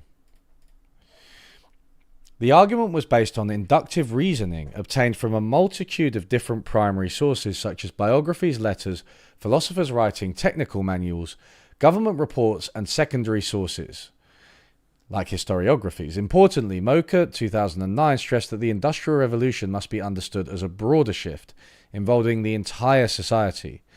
Outside the common tales of cotton textiles, wrought iron and steam power, technical improvements were seen across activities as varied as watchmaking, shipping, glass-making, brewing, road transport, paper-making, candle-making, gas lighting, water power, and making ceramics and machine tools. Additionally, important breakthroughs encompassed discoveries as diverse as Newcomen's atmospheric engine, the process of making soda, chlorine bleaching, the calculation of the trajectory of a projectile, the determination of longitude at sea, and smallpox inoculation and vaccination. Lists. They're really trying to fill space here, aren't they? Just list things. That's the way you do it, isn't it? Yeah, it was not the early takeoff that produced the most crucial change, but rather the events in the early decades of the 19th century. This was when the feedback loops between propositional and prescriptive knowledge had become powerful enough Are they comparing them with Europe in the first industrial evolution or the second? The second one was driven by hydrocarbons. I think it's the first industrial revolution. But then, oh wait, so this is getting into the second industrial revolution. Thank you for the super chat. Rather, the events in the early decades of the 19th century, this was when feedback loops between propositional and prescriptive knowledge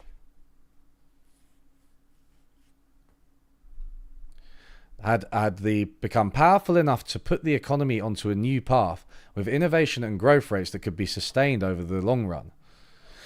It was thus the Enlightenment that brought up the type of advances in propositional knowledge that provide...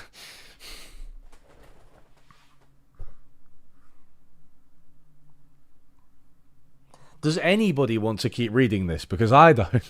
It's so repetitive. They're not saying anything. The Industrial Revolution happened. List of technologies. Propositional knowledge.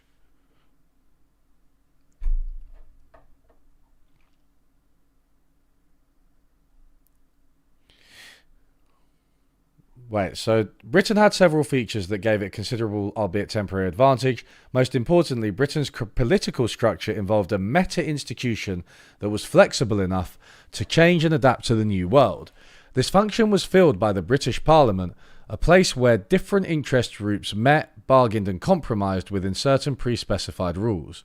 Although considered a highly imperfect democratic institution by current standards, not least since it only represented the top layer of society, the British Parliament provided the type of agility that helped force socially beneficial decisions about new technology over potential losers with incentives to block the process. If you, I mean that's the most substantive paragraph I've read so far, and it's also very revealing. Wait a second. So this is almost like vulgar Marxism. This is like the wealthy conspired to impose capitalism on the rest of the population. Although considered a highly imperfect democratic institution by current standards, not least since it only represented the top layer of society, the British Parliament provided the type of agility that helped force socially beneficial decisions about new technology over potential losers with incentives to block the process. I love that. I love that. You know, you're going to be fucked over by this new technology, but it's socially beneficial according to the wealthy. This is democracy.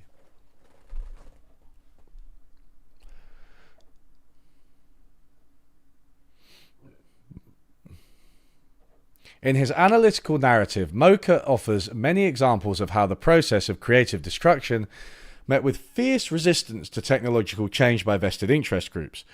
One example is the instance where tailors in Cologne, as early as 1397, were prohibited from using machines that pressed pinheads. Another is how the City Council of Nuremberg, influenced by the Guild of Red Metal Turners, launched an attack in 1561 on a coppersmith by the name of Hans Spekel, who had invented an improved slide rest lathe, threatening to put competitors out of business. Similarly, the inventor of the ribbon loom in Danzig in 1579 was reportedly secretly drowned by order of the city council, and in the 18th century, John Kay, the inventor of the flying shuttle for mechanized weaving, was harassed by unsettled weavers.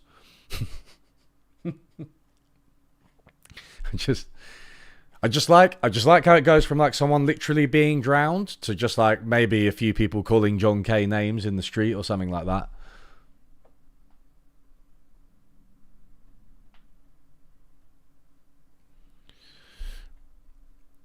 There were also many examples of outright anti-machinery agitation, most famously the Luddite riots in 1811 to 1816 and the Captain Swing riots of the 1830s, both of which took place in England. The comparative role of resistance to new technology in Britain and France during the Industrial Revolution are assessed by Mokyr, who further argued that it is these barriers to technological change that account for the observed empirical regularity that no nation has managed to remain technologically creative for more than a historically short period of time before being overtaken by a new technologically leading nation, a phenomenon referred to as Cardwell's Law.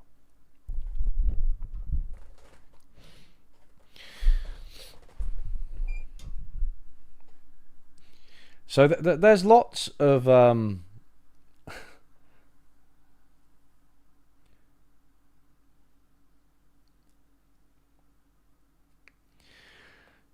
I mean I don't know. I know that the Luddites, the story with the Luddites is like, you know, I mean it's an insult in itself. The story of the Luddites is that they were Luddites that tried to destroy technology, and they were sort of mad rioters, and they didn't understand that progress benefits us all. But I think actually the real story of the Luddites is much more nuanced than that. I think they were resistant only to particular types of technology and had particular goals and were targeting some very, abusive and horrible employers.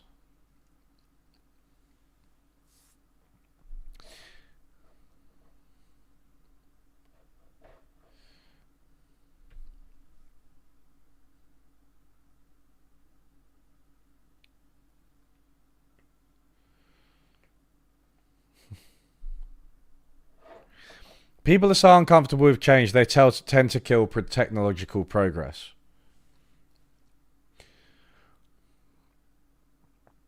I mean, maybe.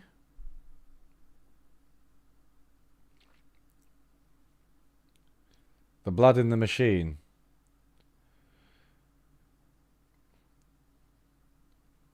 Progress at Power and Progress. Yeah. I remember liking that book when I read it. Similarly, the process connecting propositional and prescriptive knowledge often met with setbacks, time lags, and a large dose of creative destruction. In this process, resistance to new ideas did not only come from established interest groups, but sometimes also from scientists or practitioners. Most famous examples include Tycho Brahe's denial of the Copernican system, Einstein's resistance to quantum theory, or James Watt's stubborn refusal to accept the workability of high-pressure engines, but many more instances are detailed by Mokyr. Yet with an improved feedback loop between science and technology, new knowledge found a more effective way to transform society. The development of ideas for sterilizing surgical instruments, one of the simplest and cheapest life-saving ideas in history, provides an illustration.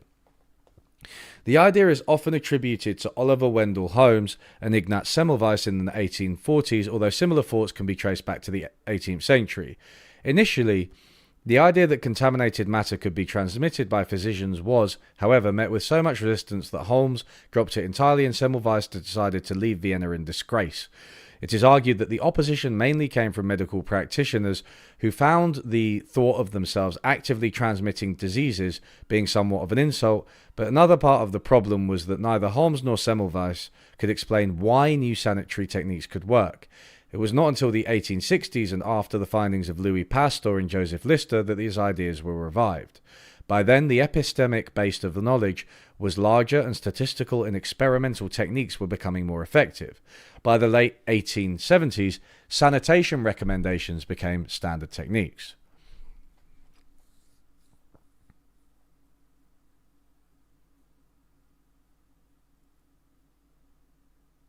So, I do think that there's a maybe subtle. So two things to say about this. Einstein's resistance to quantum theory. Einstein contributed to the formation of quantum theory. Yeah. So the first thing is I feel like this is, I hate to say it, this is a little bit of a Freakonomics-y type.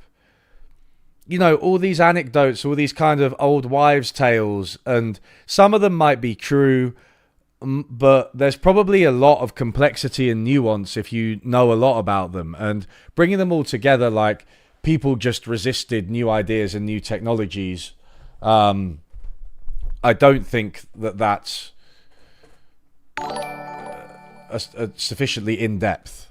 Weren't tensions around the Industrial Revolution resolved only after more people gained suffrage and the passing of laws that protected workers? Well, that's a really good point. Yeah, that's a really good point, because it's like, can people buy into markets and technological change better if they're protected? Why focus on the people who are resisting as opposed to the fact, like, what the changes are going to do to them? So if you have like protections for workers, whether through retraining programs and the availability of new jobs or through welfare states, do you encourage technological development? But yeah, there's a version of like the Copernican gambit here, I think. You know, like looking at when people resisted ideas that turned out to be right. But it's like, well, while I'm not defending every specific instance, and obviously the surgeons washing their hands thing seems absurd to us now, a lot of people have a lot of like wacky suggestions and ideas for technologies. A lot of employers engage in programs that are like enact policies that are going to hurt workers. Is it not fair for people to be like, well, you've got to prove that this actually works, right? Is it not fair for people to resist it if they've got different ideas or if it goes against their interests? Like, don't new technologies and scientific ideas have to prove themselves? They have to overcome a hurdle. So, like, going back and saying, oh, look at these people, they're so stupid, they resisted all of this progress, is just, it's a selection bias. What about all the terrible ideas that were resisted for good reason and didn't get enacted? Or what about if these ideas that what about the terrible ideas that were actually enacted against the wishes of people like this, and then it led to negative outcomes? I don't know.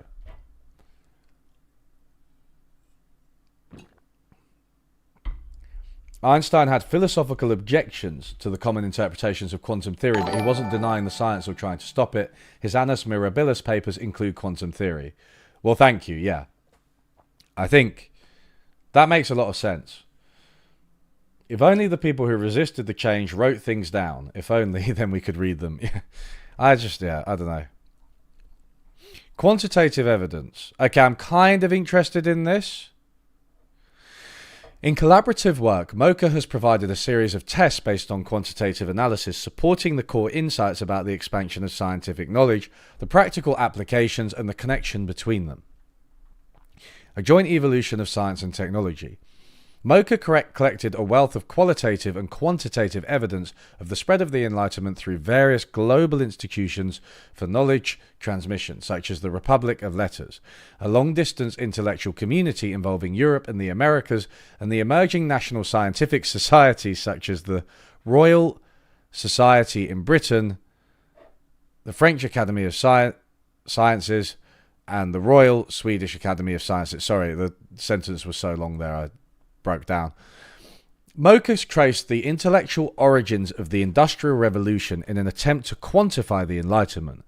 Based on various sources mentioning enlightened ideas, scientific and technical journals, and a database of scholarly sources, Mokyr documents a marked increase in publications and societies as visualized in Figure 5. Yet, Britain does not stand out as being unusually committed to or engaged in the Enlightenment movement.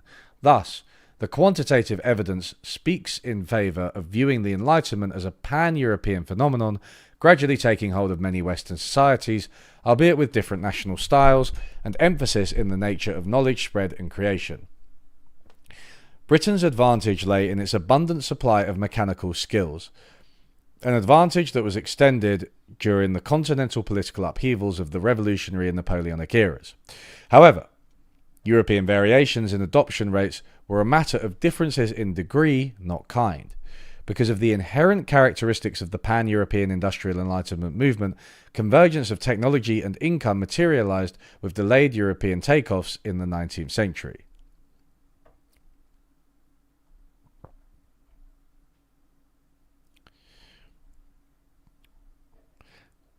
In Europe, yeah, scientific and technical journals. Okay. Evidence for the connection between scientific knowledge and practical implementation in Britain has been established by Meisenhall and Mokyr. The authors collected a new database of British inventors, tweakers and implementers representing successful careers in the early stages of British industrialisation.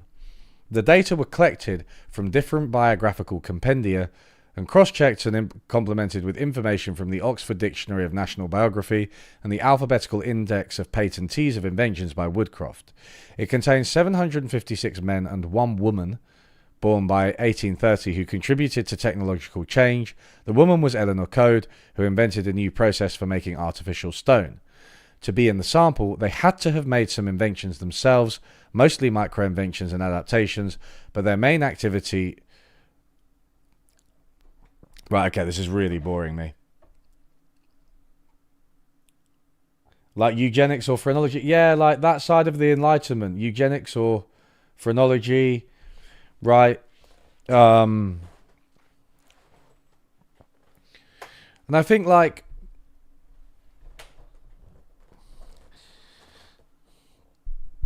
it's often said about the computer era, the digital era, that it's although it's kind of technologically amazing and we're doing things like streaming, it doesn't really seem to have led to much of an improvement in productivity and growth or like quality of life. It's just like now it's so easy to communicate with people that the volume of communication has gone up so much that it's actually a source of anxiety for people. There's so many technologies that have like ambiguous social and economic consequences.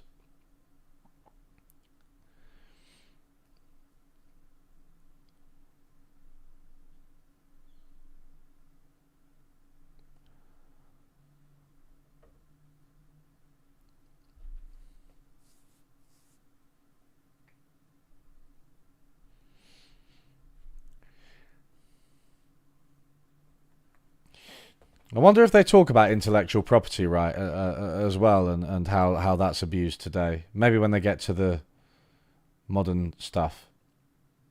Their main activity was tweaking. Yeah, they're just repeating themselves.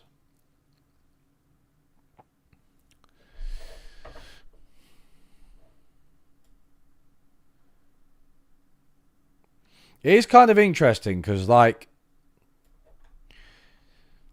considering modern economic growth has only been around for a few hundred years, like, what if it does kind of plateau or collapse? Does that, then do we just add it to all of the temporary ones, all of the temporary periods of growth throughout history? Because bear in mind, right, I know that obviously the rate of growth has been higher. The level is higher, but thank you for subscribing. You know, if you're looking at this, like, rise of Italy, this is kind of like 100 years. Sweden, 100 years. Like, you know, if we've got 200 or 300 years of growth, and then at some point soonish it collapses, like, that seems kind of like a blip in history again. So can it be sustained?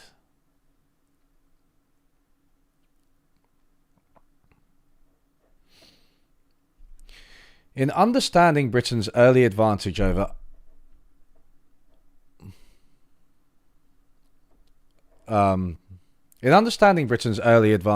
other countries in mechanical competence, two factors stand out: early advantages in metal trades and water-powered machinery, and an unusually flexible apprentice system that allowed for knowledge creation and industrial applications.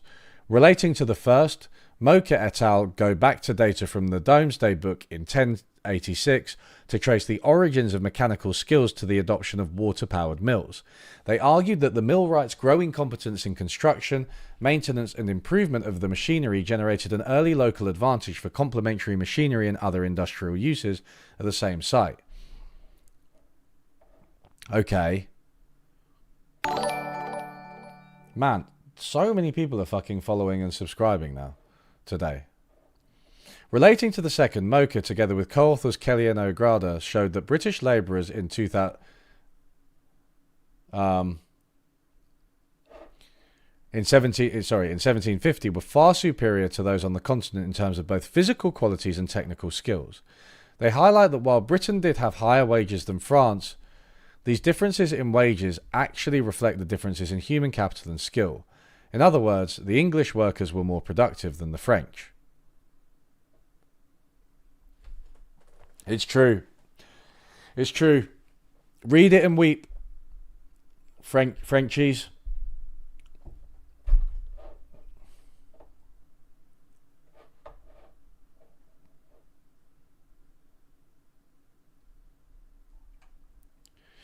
So I don't...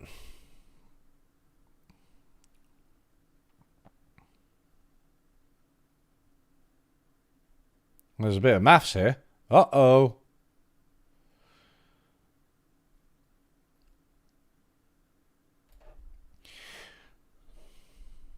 Conclusions and implications for society. Let's skip ahead. It's really boring.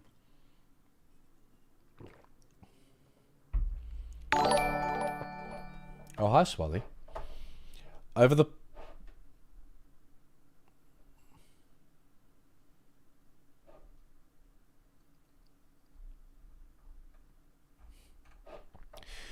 past 250 years, the world has seen more economic growth than ever before in human history. The driving force behind... Are these subscriptions real? Am I just getting like...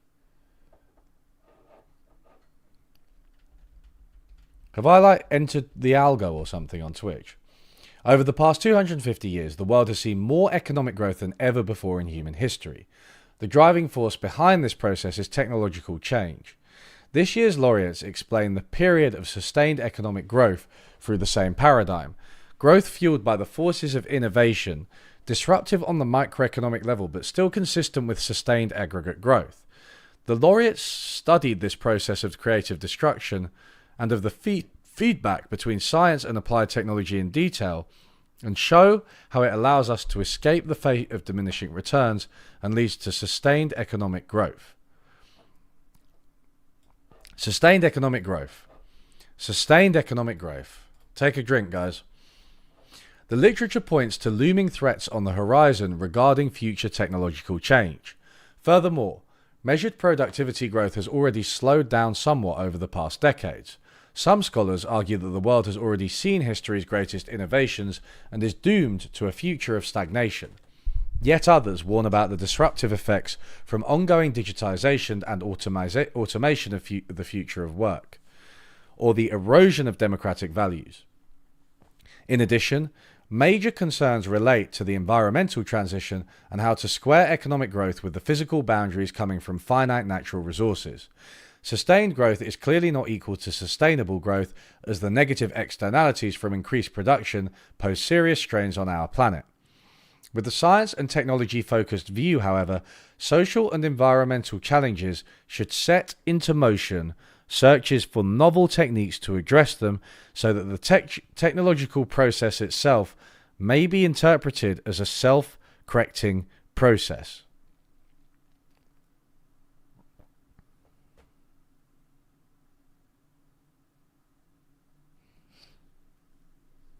I'm so tired.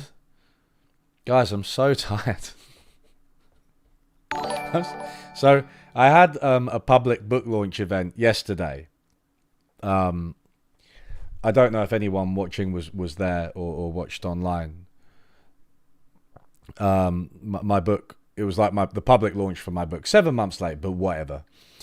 Yeah, I had to prepare for it quite a lot, and I got drunk afterwards, so I'm a bit hungover, and I'm just tired. I'm too tired to believe this, to read this, to understand it. So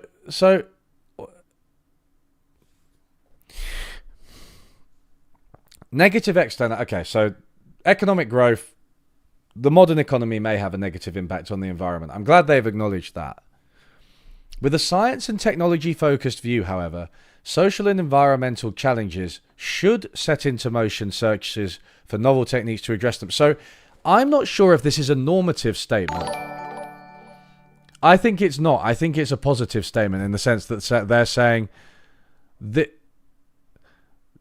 this, according to this perspective, searches for novel techniques should be set into motion by the focus on science and technology, so that the technological process itself may be interpreted as a self-correcting process. Naturally, the time lags and losses involved in such a process might be substantial, giving rise to negative attitudes towards the process of technological change, or what popularly may be regarded as mostly destructive creation. I like how dismissive they are of that. Like, what if it just is? Like, AI has really fucked the internet. Like, YouTube, and like stolen from creators. It's made things like education much more difficult because students might use it to write essays.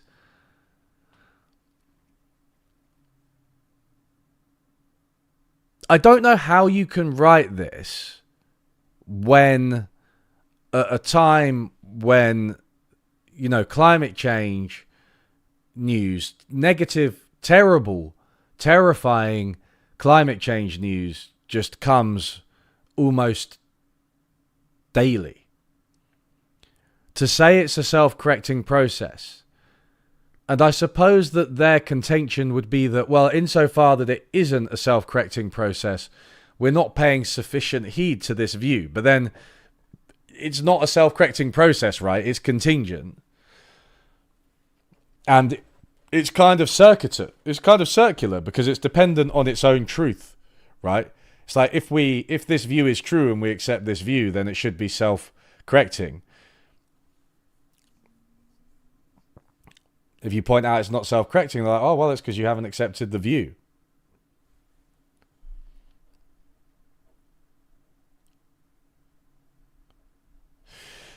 Heterodox economists were right all along. What? I don't know. About what?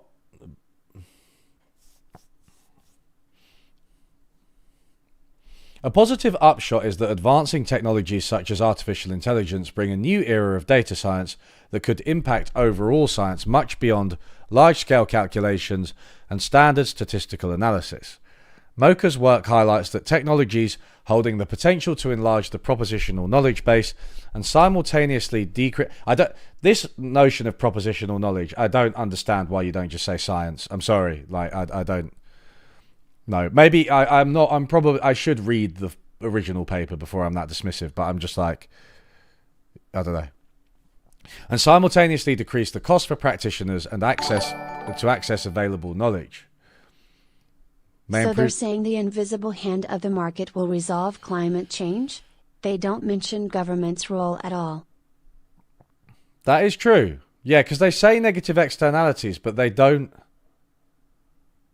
Yeah, that is quite something. They don't even mention a carbon tax.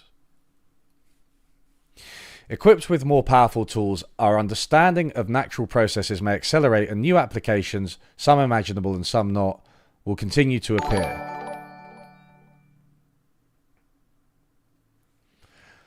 The work by Aghion and Howitt provides us with a theoretical framework to systematically think about the key determinants of the long-run rate of technological change.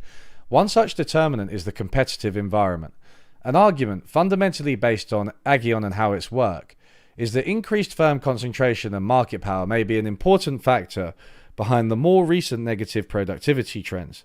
This argument, furthermore, suggests that regulatory oversight is an important part of a policy mix going forward. Relatedly, the nature of technological change in motion right now, driven in large part by AI, is likely to lead to significant structural adjustments and many losers, at least in the short run. Supporting those who need help in changing jobs or occupation, while not hindering the transition, is an important challenge for policymakers. Right. I just, like, the level of critical thinking on display here is so fucking low. I don't think AI is useless, personally. There are obvious use cases for AI, but fuck me, not hindering the transition. Taken together, the work of this year's laureates help us understand the forces underlying sustained economic growth. Economic stagnation, not growth, has been the norm in human history, and the role of science, innovation, and creative destruction cannot be overstated in the unprecedented economic growth experience since the Industrial Revolution. Thus, while knowledge is currently expanding at a fast rate, societies need to pay attention to potential suppression of pluralism, rising market power, and the risk that established interest groups will block the forces of creative destruction with an adverse effect on economic growth. Fucking hell. Holy normative statements. What is this fucking shit?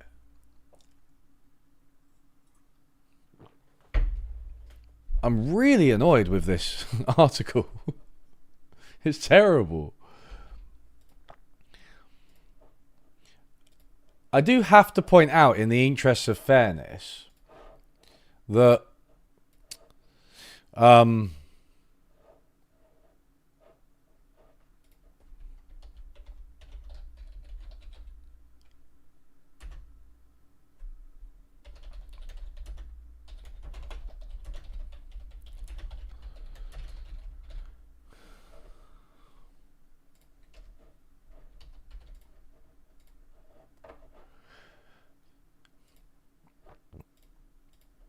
I feel like the article, specifically the summary released by the Nobel Committee, is like bad in its own right, you know. The term advancing technologies is doing a lot of heavy lifting there for their description of AI. They are essentially variations on algorithms developed in the 60s, finally getting resources to be fully realized at yet unknown cost. Did they use AI to pick this year's winner? I mean, it does read like it's written by AI.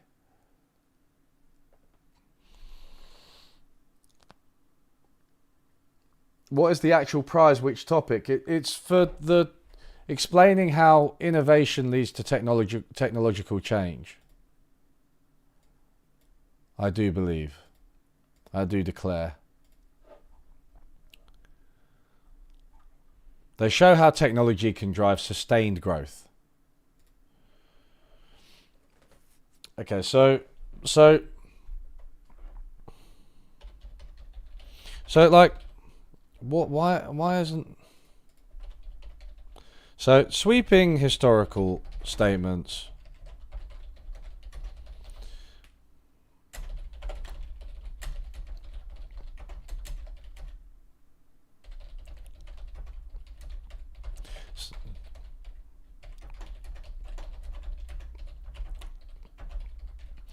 So, sweeping historical statements about large periods of history and how humanity saw stagnation for all of the last 200 years.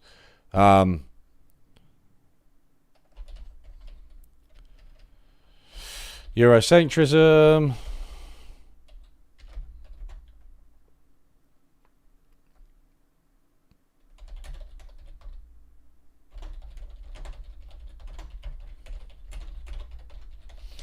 So they do they do reference China, but that's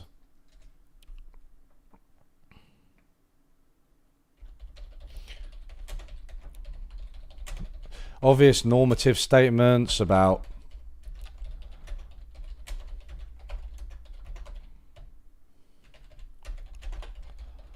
new technologies like AI should not be resisted, and that leads to economic growth, which is itself assumed to be good, to be universally good. Oh yeah.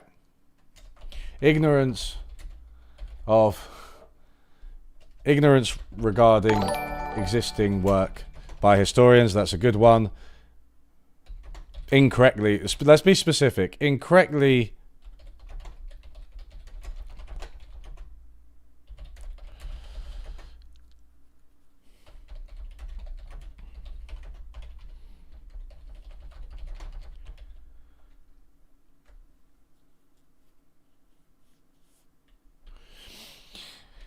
in fairness, Daniel Green, I do think that the part we skipped over, which is the other two, not Mokyr, Aghion and Howitt, they do actually address that kind of how corporate power and market power can stifle innovation.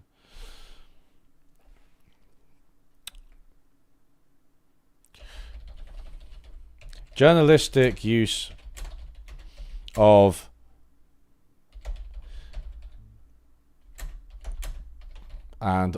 journalistic use of anecdotes and old wives' tales, e.g. the Einstein resisted quantum mechanics. He didn't. That the Luddites were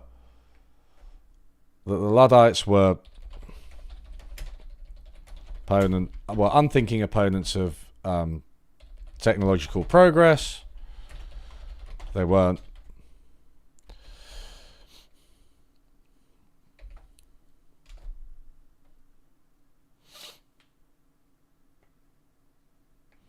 Ignoring. Oh, you bought my book. Thank you. Ignoring. Yeah, that's a good one. Ignoring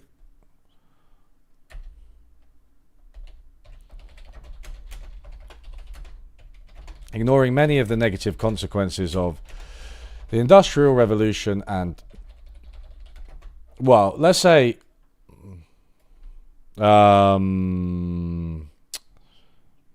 playing down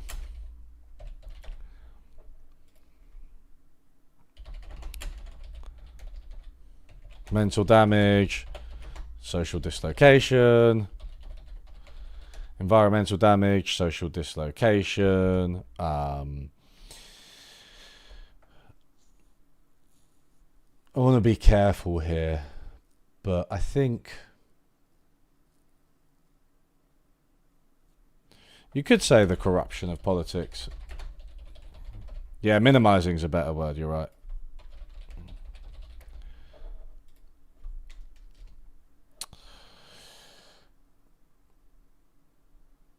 I think the general idea at the moment is that AI will become more intelligent than humans in the near future. Thus, it will be the solution to self-rectify its own negative impacts. I'm personally more interested in scarcity, as it's the driving factor in human suffering. Scarcity in all its form. Well, I mean, has AI done anything like self-rectifying and like growing? That's the kind of idea that it like invents itself, or it innovates itself again and again.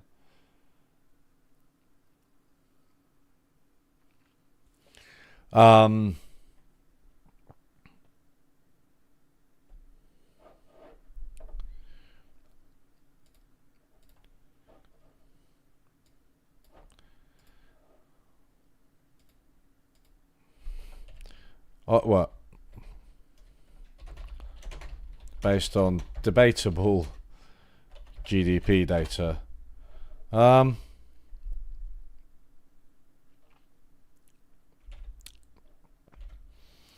So, one second. What are the other bits that really bothered me? Oh yeah, this one. I mean, this is kind of, to be fair, I've already discussed that, how they insist on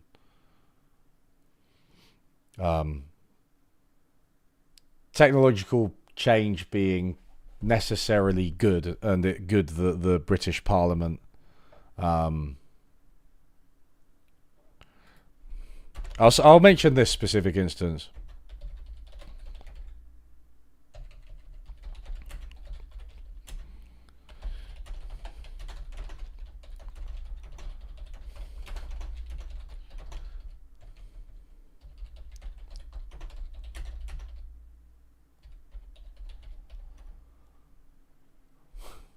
What was it like putting more research into my book than the Nobel Prize winners? Yeah. Thank you, I think.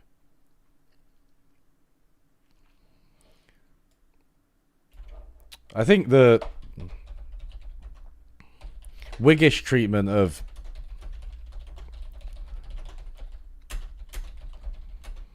either failing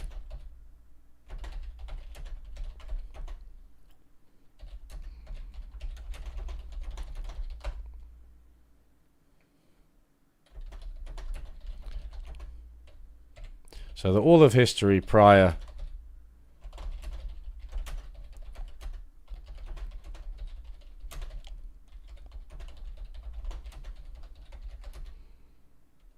solely through the norms system through the system we have now.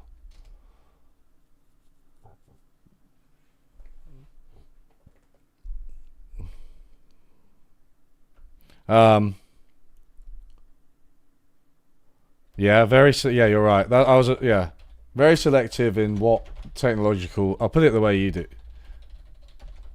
are remembered to give a rosier view of advancing technologies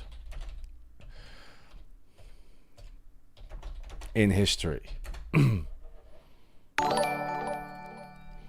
Yeah, things like,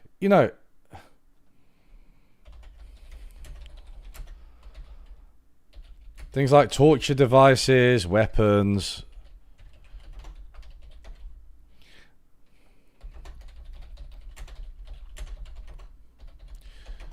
numerous issues with modern life, like social media, scientific ideas, like eugenics, It's kind of related to the Whig point, isn't it? It's like all the bad stuff.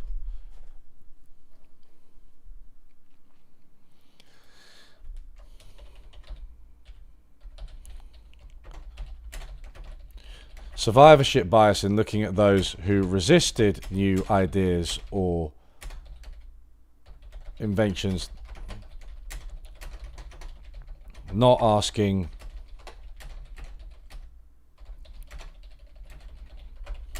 good reason at rejected ideas that didn't work.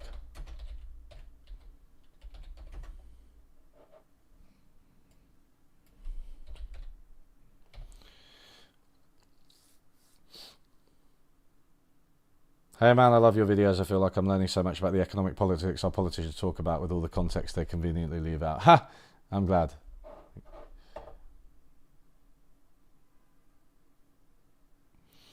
I'm glad. Thank you.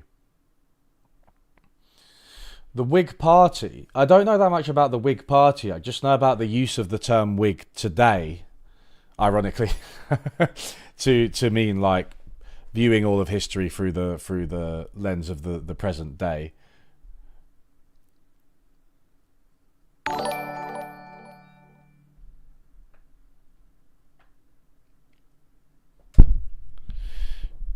Failure to examine the role of unions, governments,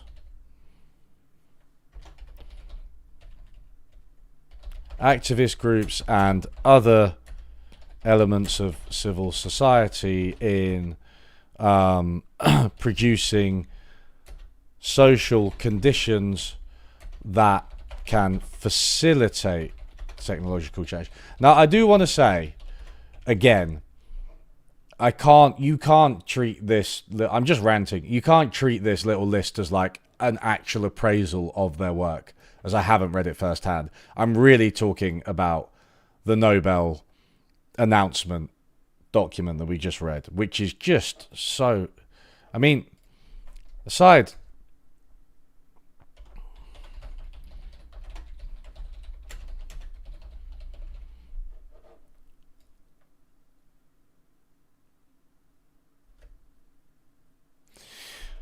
I think failure to consider whether the current era of growth is also temporary, as with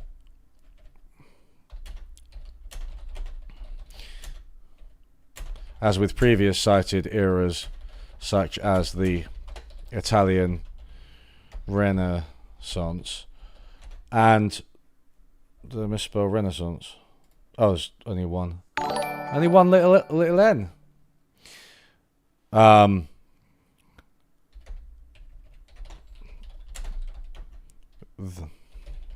Coupled with speculative statements about this kind of progress being self-correcting. I wonder what the best research paper to read is. It might be Mokyr 1990.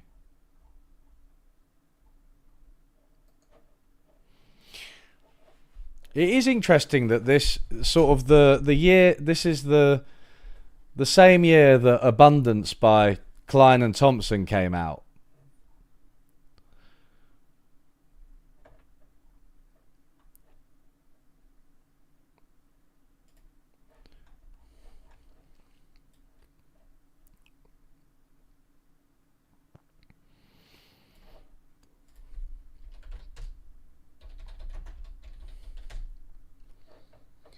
The intellectual origins of modern economic growth. The lever...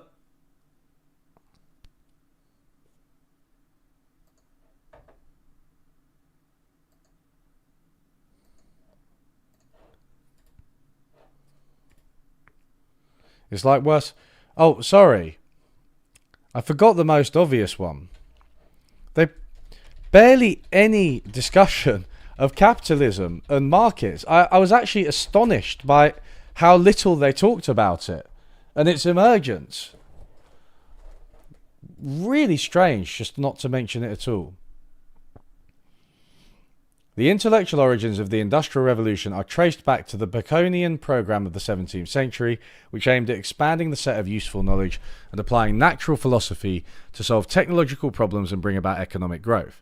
The 18th century Enlightenment in the West carried out this program through a series of institutional developments that both increased the amount of knowledge and its accessibility to those who could make best use of it.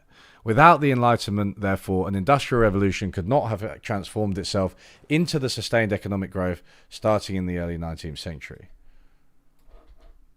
I do think this is the one that...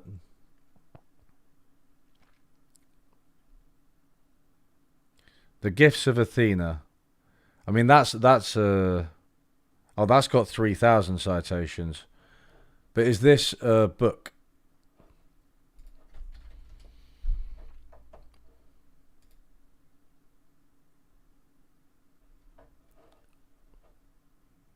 Whoa, this is a long paper. Good Lord. This looks like it is probably better than the Nobel Prize committee, but this is...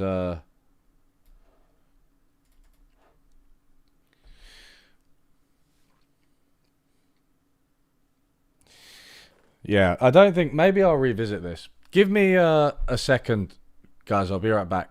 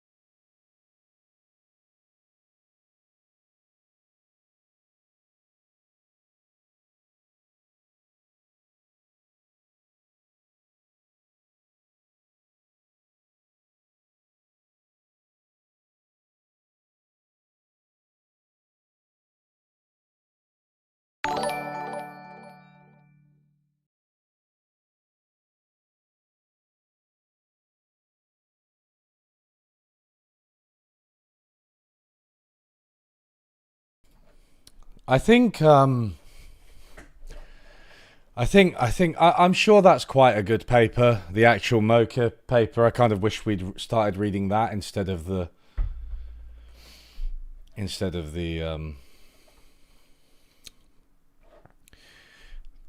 sort of piece of crap that the Nobel committee put out.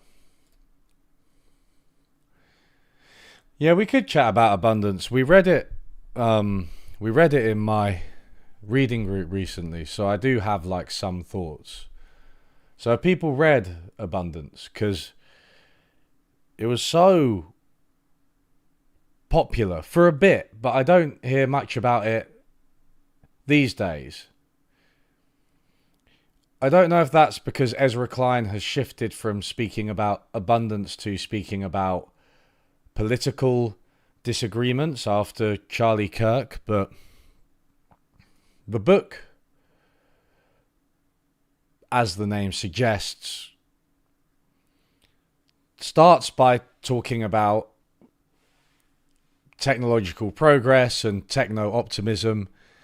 It's basically one of those intros that's like, imagine if you woke up and your breakfast was already made for you and your bed transported you to your breakfast and you then slid out into the shower and had your teeth brushed without doing a single thing, and then you floated to work on a cloud while being massaged by an advanced machine that got rid of all of your back pain. When you are at work, you are just moving things around on a screen to build an actual house using giant hands that are connected to the computer, but with you barely breaking a sweat.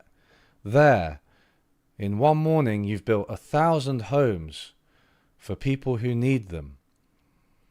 Then you head off into the afternoon to do what you please. And, you know, it's just like techno-optimism, right? It's sort of that kind of intro. But then what's kind of weird about abundance is that it pivots from this real extreme techno-optimism, thinking that all of the problems in the world are going to be solved by inventions. It pivots from that, and then it just starts talking about like some fairly incremental technical reforms to things like zoning laws and stuff like that. And it's like, okay, I don't think that if you upzone San Francisco and enable developers to build multi-story housing and commercial housing instead of, you know, just single family units. I don't think that there's quite enough of a link between these two, right? And you can grant them a bit of poetic license, but they are really, truly optimistic that technology will solve our problems. And those are the policies that they advocate to do so. You know, there's plenty of stuff that's fine. I've said this before. I'm okay with reforming zoning laws. They have this whole chapter on science and academia that's about how, like, the modern grant system is really, really bad, and scientists, academics all spend too much time filling out grant applications rather than doing actual research or teaching. And I don't think any scientist or academic would disagree with that. I actually think that chapter's quite well researched and definitely true. But again, you know, you sort of loosen up the restrictions on science. I don't know if you're talking about getting these path-breaking technologies that lead to abundance, or are you just going to get like more research papers, which are still relatively incremental? In my opinion, I would like them to actually have engaged more with the debate, which is an interesting debate, and I'm undecided on it, but with this debate over like whether or not we've run out of ideas and whether there are kind of truly revolutionary ideas out there in the same way that, like, you know, there was with quantum mechanics or vaccines or things like that. And they mention the Blue Metal paper on this, but they don't go into as much depth on it. And look, it's really well written. It's like journalistic, so it's really easy to read. I would recommend reading it. If you're going to have an opinion on it, read it. It's easy to get through. They're both good writers, and they know how to pepper the book with like anecdotes and stuff, but they do have a problem with how these anecdotes fit in, because there's one that's about the mRNA vaccine, the COVID vaccine. And they talk about the woman who was originally looking into mRNA, I think in the 90s. And her work was resoundingly rejected and ignored and dismissed by the scientific community until COVID, when all of a sudden researchers discovered that they could use her ideas to create this vaccine, and then it saved millions of lives. Great, fine, but they then kind of blame the funding system and like the grant application system. And I mean, for a start, she was first doing this before it was even as bad as it is in the modern day. But more importantly, you know, you see this all the time. We were just reading the Nobel Prize release, and this was there were plenty of examples of it in there.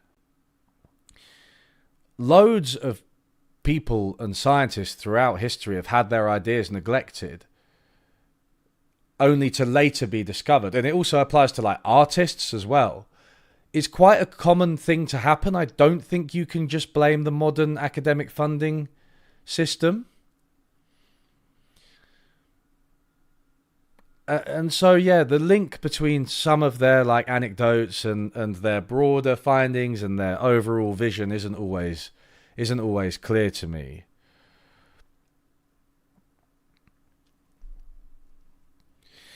What's also interesting about their analysis, I think if you were like just reading coverage of abundance, you'd probably think that it was really like wonkish, like super technical and policy oriented, and cited loads of like serious, rigorous research, probably from economics, like quantitative stuff, applied statistics, sort of causal research design.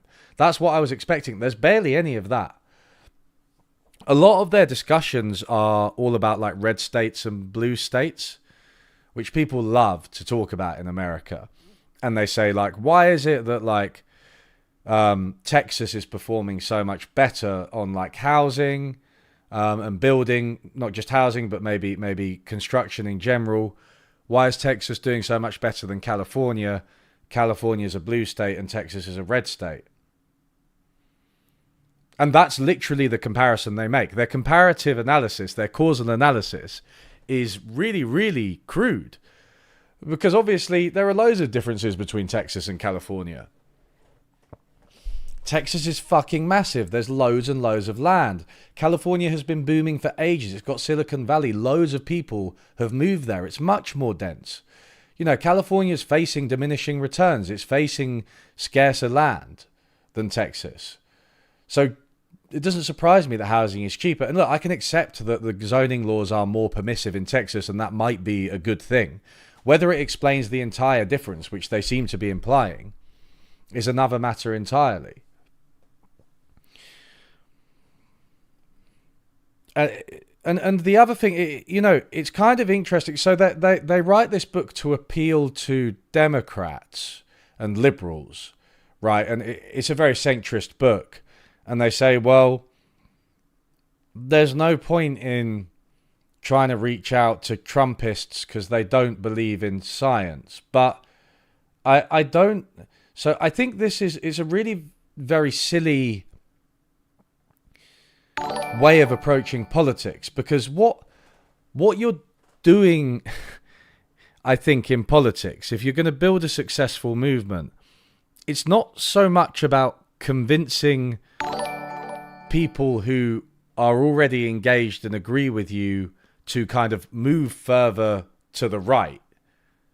You know what I mean? Like, that's not going to appease, I don't know what that's going to do. That's not going to appease Republicans. They made that clear. You can say the policies are good, but they're not the political focus. And I just think it's kind of a funny time to release this with the literal war on science in the Trump administration. Yes, you can't convince the evangelist, nutty, anti-science Christians like the raging MAGA idiots RFK Jr. with literal brainworms. No, you can't convince them. Of course you can't. What you can do is point out to the average person, right, to people who maybe don't really know enough about it, who haven't realized the threat. You can point out the threat that is coming from these people, which is a much bigger threat to progress and abundance, that we're actually going directly against science. Now, you know, what the right are really good at doing is creating an enemy. They did it with woke, even though woke, you know, as they define it or don't define it, it's not really a thing, or it's not a big thing. You need to understand what the problem is and like how to, and that we need to like fight it. So that's just, I don't know, that's just absent. And you can say that would be a different book, but I suppose that's my point. I think they're, you know, you can see this in Klein's discussion with Ta-Nehisi Coates, right? He's just got terminal pundit brain. He just wants to reach across the aisle and everyone to have a discussion and be reasonable and, you know, not rock the boat too much. And it's like, no, they're rocking the boat, bro. Like, fucking... You need to let people know what is actually going on. But yeah, it's again like the discussion isn't that in depth about specific policies, and I thought there's a few bits where I was like, oh, that's quite a specific policy. That's like that's kind of interesting. Maybe that didn't really work, or instances of things not really working, but. A lot of these issues, I think, have quite deep roots. Like they talk about high-speed rail in California, and we had really big problems with high-speed rail in the UK. And they talk about how it was so expensive that it hasn't really been done, and it's turned into a running joke. Fair enough. And they say, you know, you want to deregulate essentially to make it easier to build. And one thing that's quite clear to me is that there are some this is a kind of a deregulation book. It's a light deregulation book. It's deregulation for the left, which is something that I'm not against entirely. But if you look at the countries that are quite successful at building high-speed rail, France and Spain spring to mind. China, Japan springs to mind. What you actually have there is a much more aggressive government. And it is assumed, especially in France and Spain, I believe, that the state owns property. So if you're in the way of high-speed rail, they'll say, see ya, we're building rail. You get some money or whatever, but we're building the rail. The property belongs to the state. You've got to go. In Britain and the USA, we have common law, right? And like you have to. It's assumed that by default, the private owners of the land are entitled to it, and so the state has to appeal in order to build something like high-speed rail, which leads to all sorts of roadblocks because, of course, everybody on that route is going to appeal it, and it's going to be really a lengthy process. It's going to cost loads of money.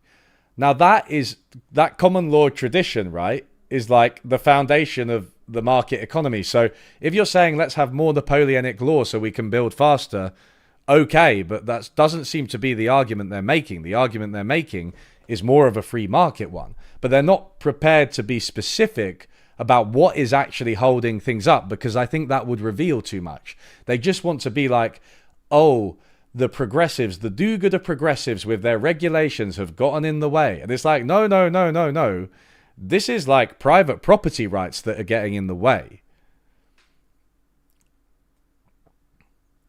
So, yeah, I think they misdiagnose it, because they do.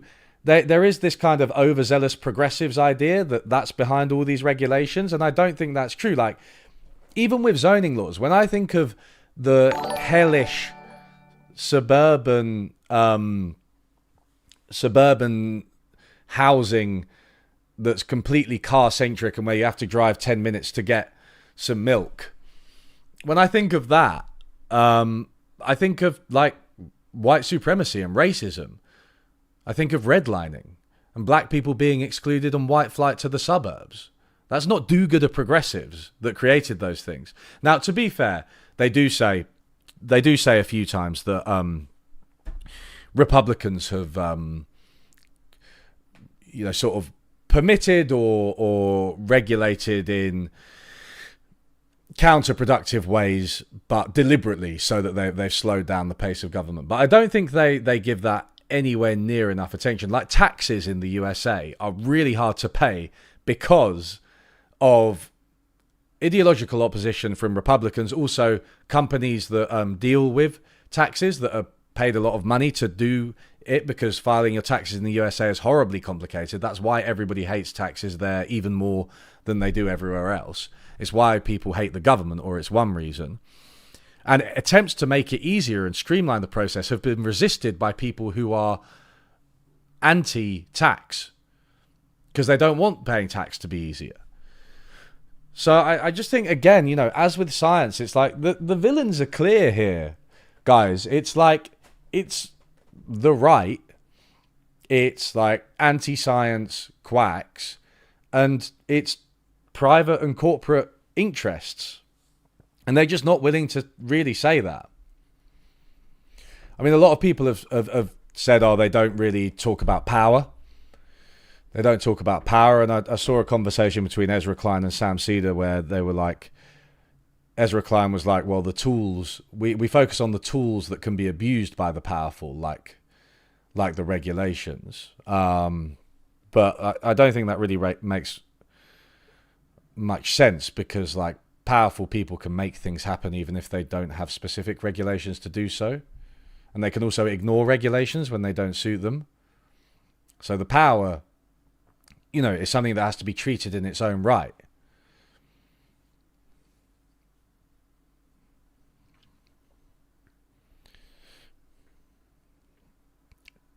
So I don't know, and I also think one other thing I will say. So it's all about building abundance, isn't it? It's about building housing. It's about building, industry. It's about inventing. What's really interesting is that, to an extent, you could say that the Biden administration followed abundance policies. Now, they were more aggressively like Keynesian. The government invested money directly rather than just loosening up restrictions. But they use a couple of examples, I think, where Biden was just like, no, we're going to ignore some of these regulations and just do this, right? And fine, maybe, especially in an emergency. But the Biden was kicked out.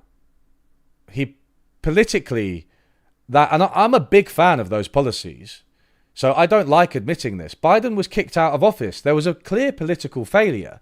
So what that tells me is like, even when there is very high GDP growth, a revival of industry, a lot more building, and some of these policies are being followed, it's not enough. So is that the political problem? Have they misidentified the political problem? I don't know. So I by the way, I don't hate the book at all. I think it's fine.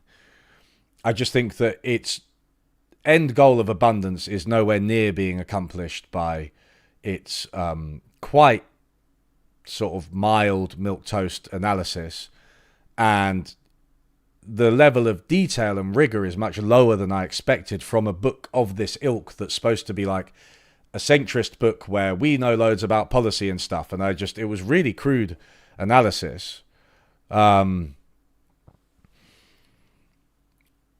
yeah, I don't know. It's well written, but it is just full of anecdotes, really. So I don't know. What's going on in chat?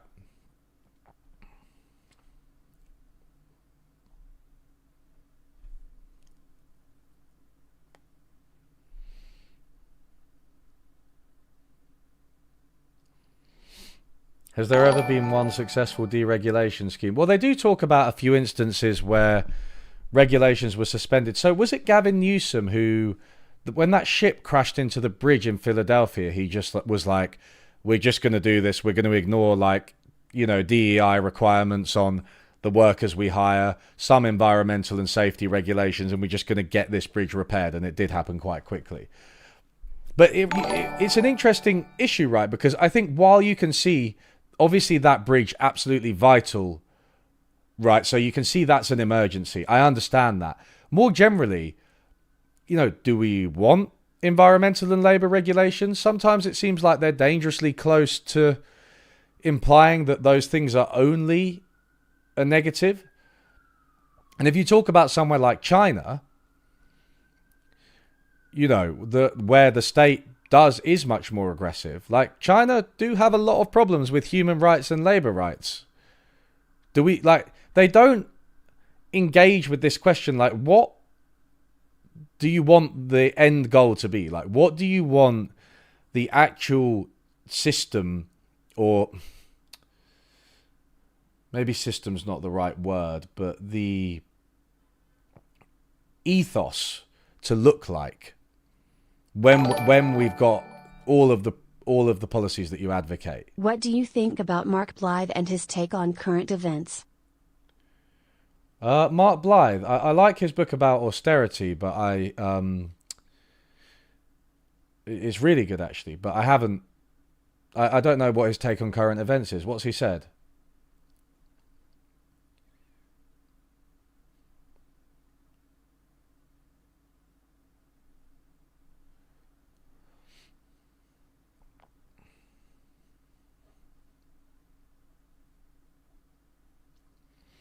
50% of the regulations in my job is just there to stop people killing themselves or others. Exactly, right? It's like you're going to be tolerating some level of like social harm, environmental harm, economic harm.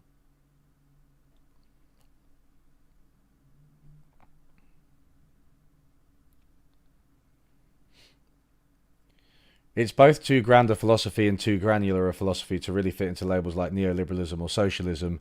The authors consistently refuse to give any solid recommendations. Yeah, and I think it is like I hinted at, it's like, because the recommendation would be, oh, let's just change this one zoning law. And then you'd be like, okay, some houses would get built. And then that wouldn't lead to abundance. It might be good. But yeah. 30% is stopping things from malfunctioning itself or others' items. Yeah, right. Yeah, regulation. Like, should I tell you something that I once did and I vowed never to do again? I went into, like, I think this is years ago. Everyone was talking about regulation, deregulation, very ideological positions, like, some people obviously very committed to deregulation like Reagan. And on the other side, you might say that some people were more reflexively defending regulations.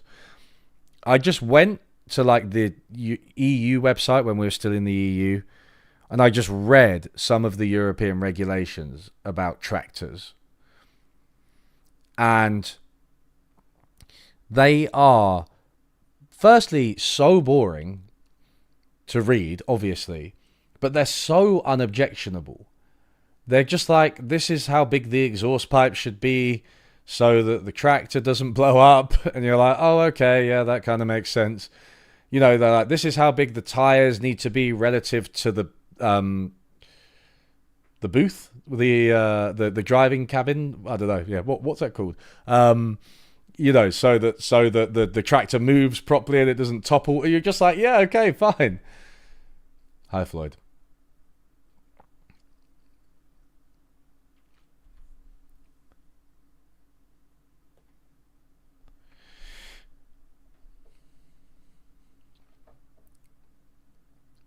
Listening to this while arguing over the benefits of mixed zoning in another chat is wild.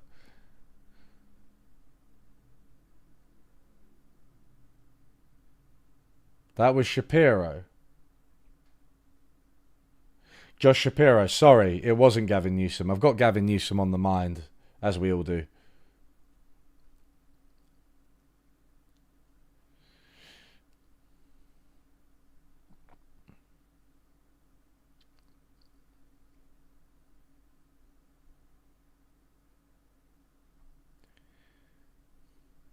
His critics are broadly aligned with mine.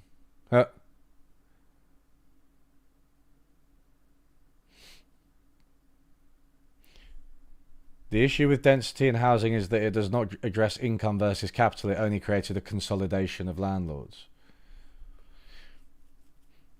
Well, it is the case that some of these developments do tend to, benefit private landlords disproportionately, and they don't necessarily provide social housing. The cab. Would you call it the cab? Maybe you just call it the cab, in a tractor.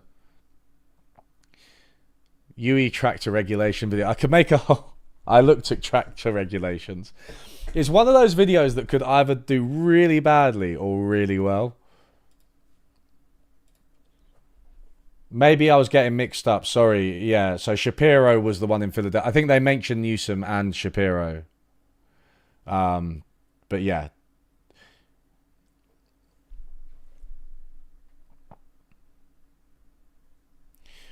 Required knowledge to enforce regulation, since a key aspect ignored is what people are chosen to provide regulation, how it's tested properly. Well, I think it's an issue, but it's not insurmountable because you've got expertise. Like, how do you regulate things where you know about them? And, like with tractors, there are people who know a lot about tractors who can be enlisted to design the regulations. Tractor regulation ASMR.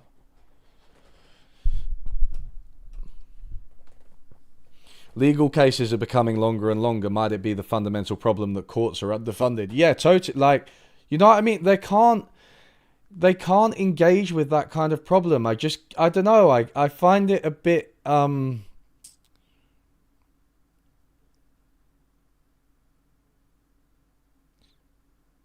they're scared to address these issues directly. They don't want to sound like raging lefties. Not that saying there's a backlog of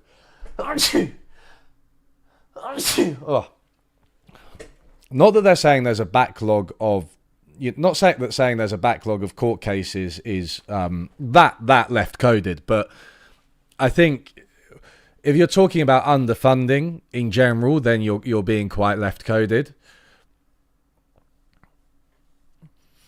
And they don't talk about underfunding. They don't talk about government spending. And they don't particularly talk about like the issues that the private sector creates.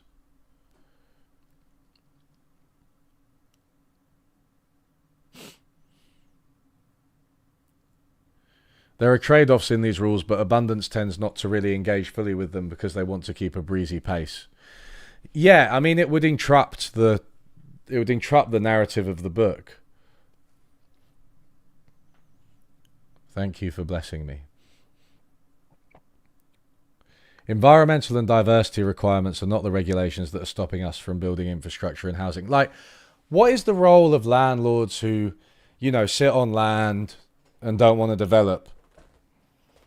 What is the role of shareholders?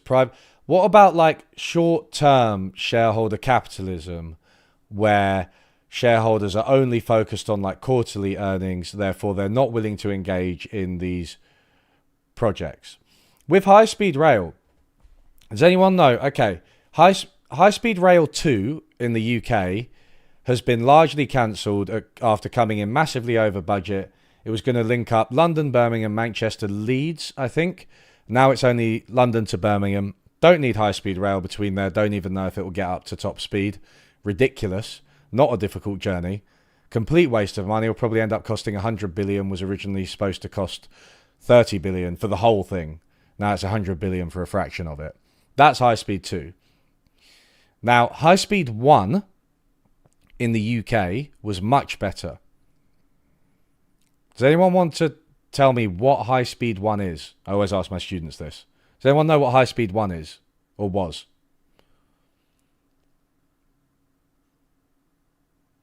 No, it's too late to bless me. It's too late. It would be insincere.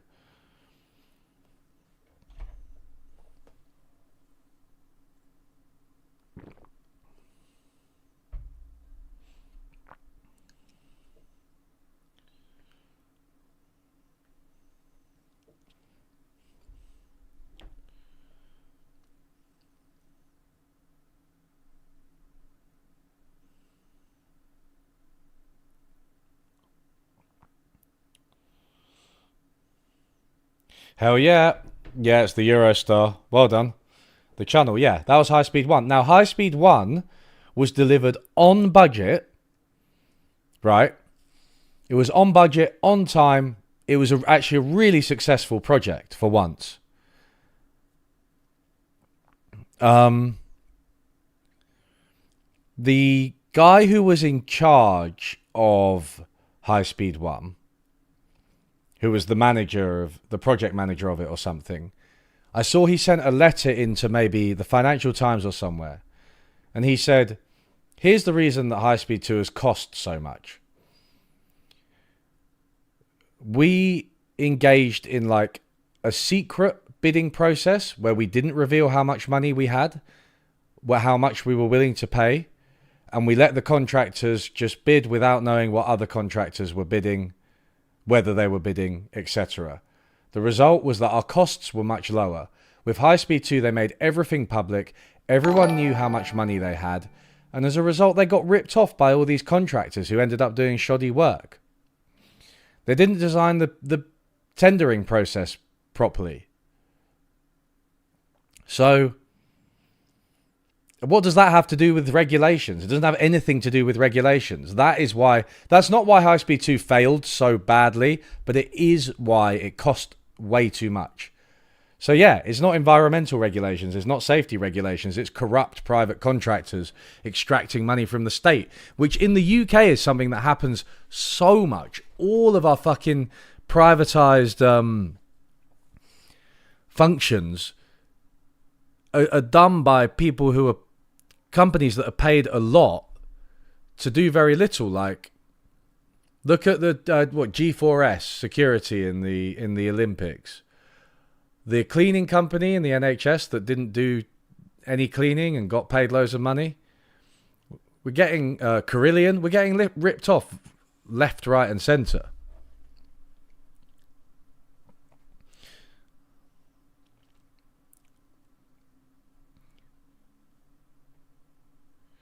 Was Eurostar successful because it was multinational and no country wanted to be blamed for delays? I don't know. I mean, I've seen they could blame each other. I don't think politicians have any trouble deflecting blame. I'm American Samoan. We don't do trains. We do coconuts. Easier. The fact we're contracting out the asylum system to private hotels that are charging insane amounts. I know, and the problem is apparently the asylum seekers. We do have public healthcare. We do. Like, they do reference, to be fair to them, in Abundance, they reference Mariana Mazzucato and her work on, like, state capacity. But they only reference it in passing, and then they don't really talk about, like, properly resourcing the state and then, like, yeah, in-house contracting, building expertise. Like, that would be a braver stance to take. A more positive one, I think, vision for the left. Obviously, it's already been done by Mazzucato, so that's one reason they don't do it. Fair enough, but it's like, could they build on that a bit better? But again, I just think they're misdiagnosing the political problem. It's not that, like, progressives aren't open to changes in zoning. Like, every progressive I know is in principle open to, like, some changes in, like, zoning laws. I don't think any progressives think that the funding system we have and the broader system we have in academia and science is working. Loads of progressives would like it to be easier to build, like, high-speed rail and stuff. Of course they would. They want more homes built. And most progressives are believers in the Enlightenment. So, like, who are they talking to? They're just avoiding pissing off the right because they're cowards.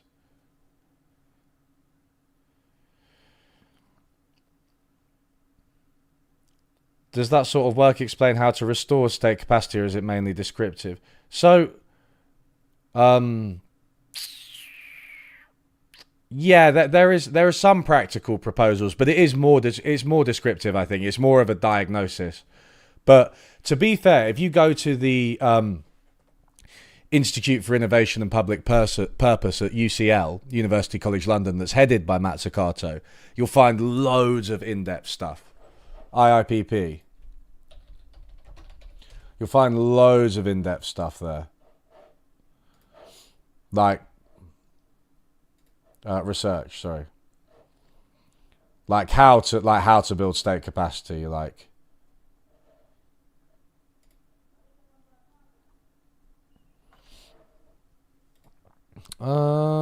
research publication, sorry.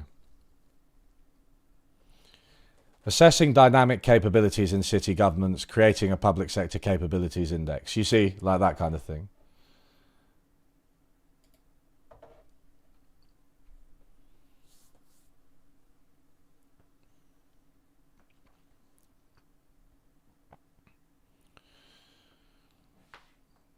What's the significance of abundance's ties to the authoritarian wing of Silicon Valley? I don't know, like what... I mean, I don't think they're authoritarian, but it is... They avoid criticizing the oligarchs, just as they avoid criticizing the Republicans too much. So I think, if only by omission... But I do think the Silicon Valley guys like abundance, because they're basically just going to use it as an excuse for deregulation, and not engaging in proper progressive policies. Higher taxes, higher spending. I don't think most progressives are in favour of reform like you say, because most progressives don't know shit about the details of policy and just don't like the word deregulation. Well, maybe there is a tendency, and I suppose when I think of my audience, it is an audience that, like, I would say mostly agree with with those things and like know a bit about policy, but maybe that's not like the broad left. Maybe my audience are a little bit more, I don't know, economistic, and probably not like super left, or at least just pragmatic and a bit more knowledgeable. That's what I find with my audience. But like, there are people out there like that. But I don't know, like,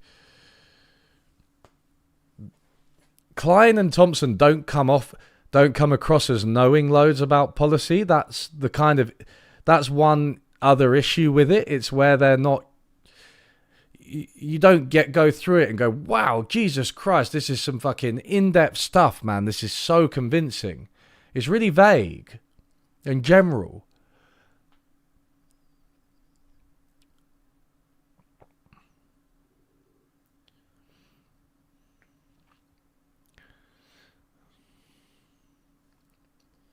There is no single concept of deregulation. Every rule has its reasons and deficiencies and has to be discussed individually. Yeah, like, I don't understand how anybody can have any opinion other than that. I completely agree. I think deregulation is like an ideological thing, isn't it?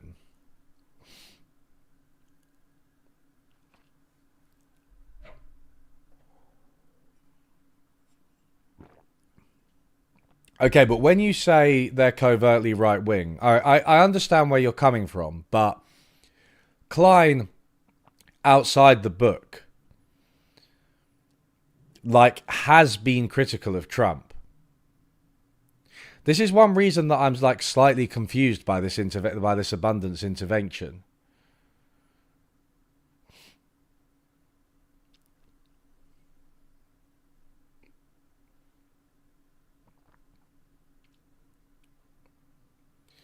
But maybe I can't fully make sense of his views in my head, because he's been quite outspoken really about some of the stuff Trump's doing. But I think his political strategy for an alternative to Trump is the abundance strategy, which tries to bring, instead of kind of centering the issues that, instead of centering Trump and like the things that the US government is doing, it kind of seeks to triangulate.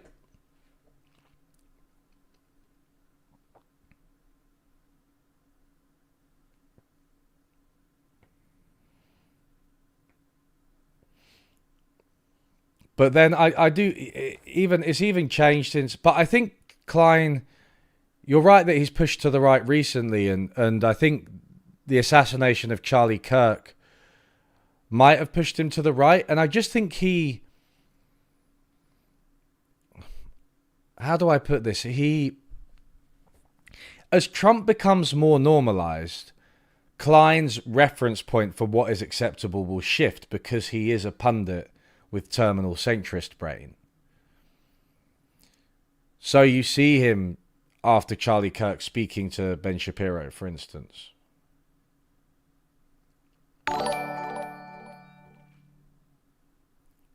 Klein is economically right-wing. Trump is fascist. Well, okay, yeah. I mean, that's fair. Yeah. I mean, one of the interesting things about Trump is that obviously he isn't a pure deregulation free market guy, is he? Because of the tariffs, most noticeably. Abundance just exists to prevent the Democrats from becoming leftists. Yeah, maybe. Klein is a creature of the Overton window. He's self-imposed these limits on his thinking and seems quite afraid of ever crossing the imaginary boundaries. Definitely.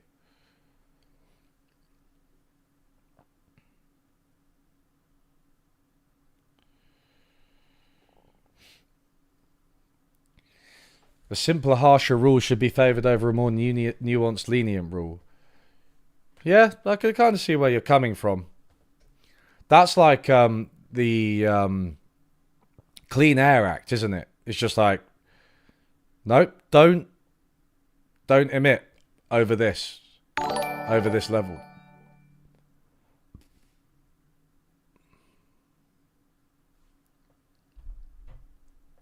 Ooh.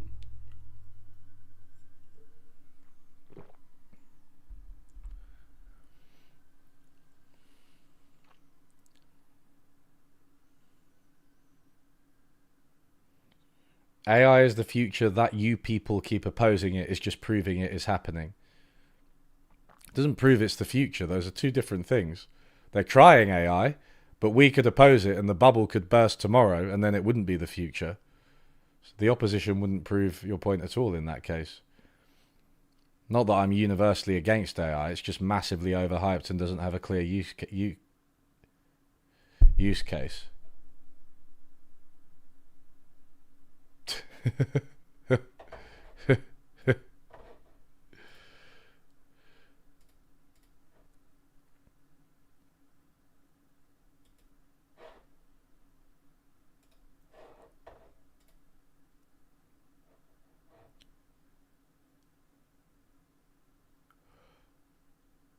Oh, is somebody doing a little bit of trolling?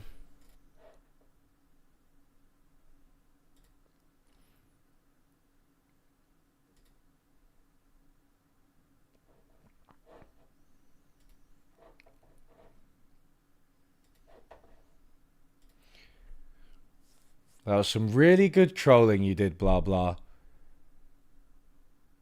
You're really clever. Yui, did you see Microsoft increasing Game Pass prices by 50%? They promised they wouldn't. Seriously, how does one combat something like this? We allowed this in Europe too.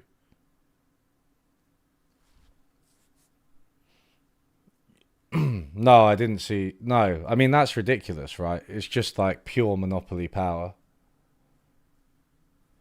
Is Yui pro or anti-abundance? I don't think the book achieves its stated aims. But I'm not really against much of what they say. It's just that what they say isn't that profound.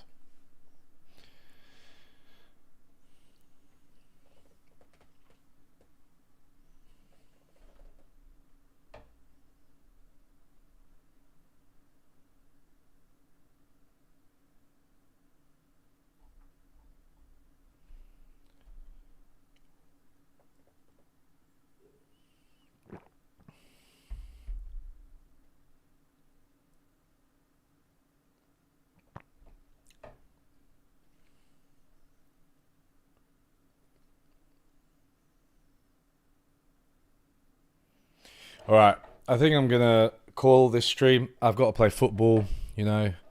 Football. A classic Tuesday evening for UE. Football Tuesdays, we call them. Creatively. But we've had long enough. Yeah, man. God, that Nobel Prize document was awful, wasn't it? Jesus Christ. I think I'm gonna memory hole that one.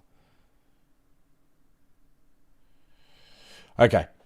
Thanks for joining, everybody. And I'll see you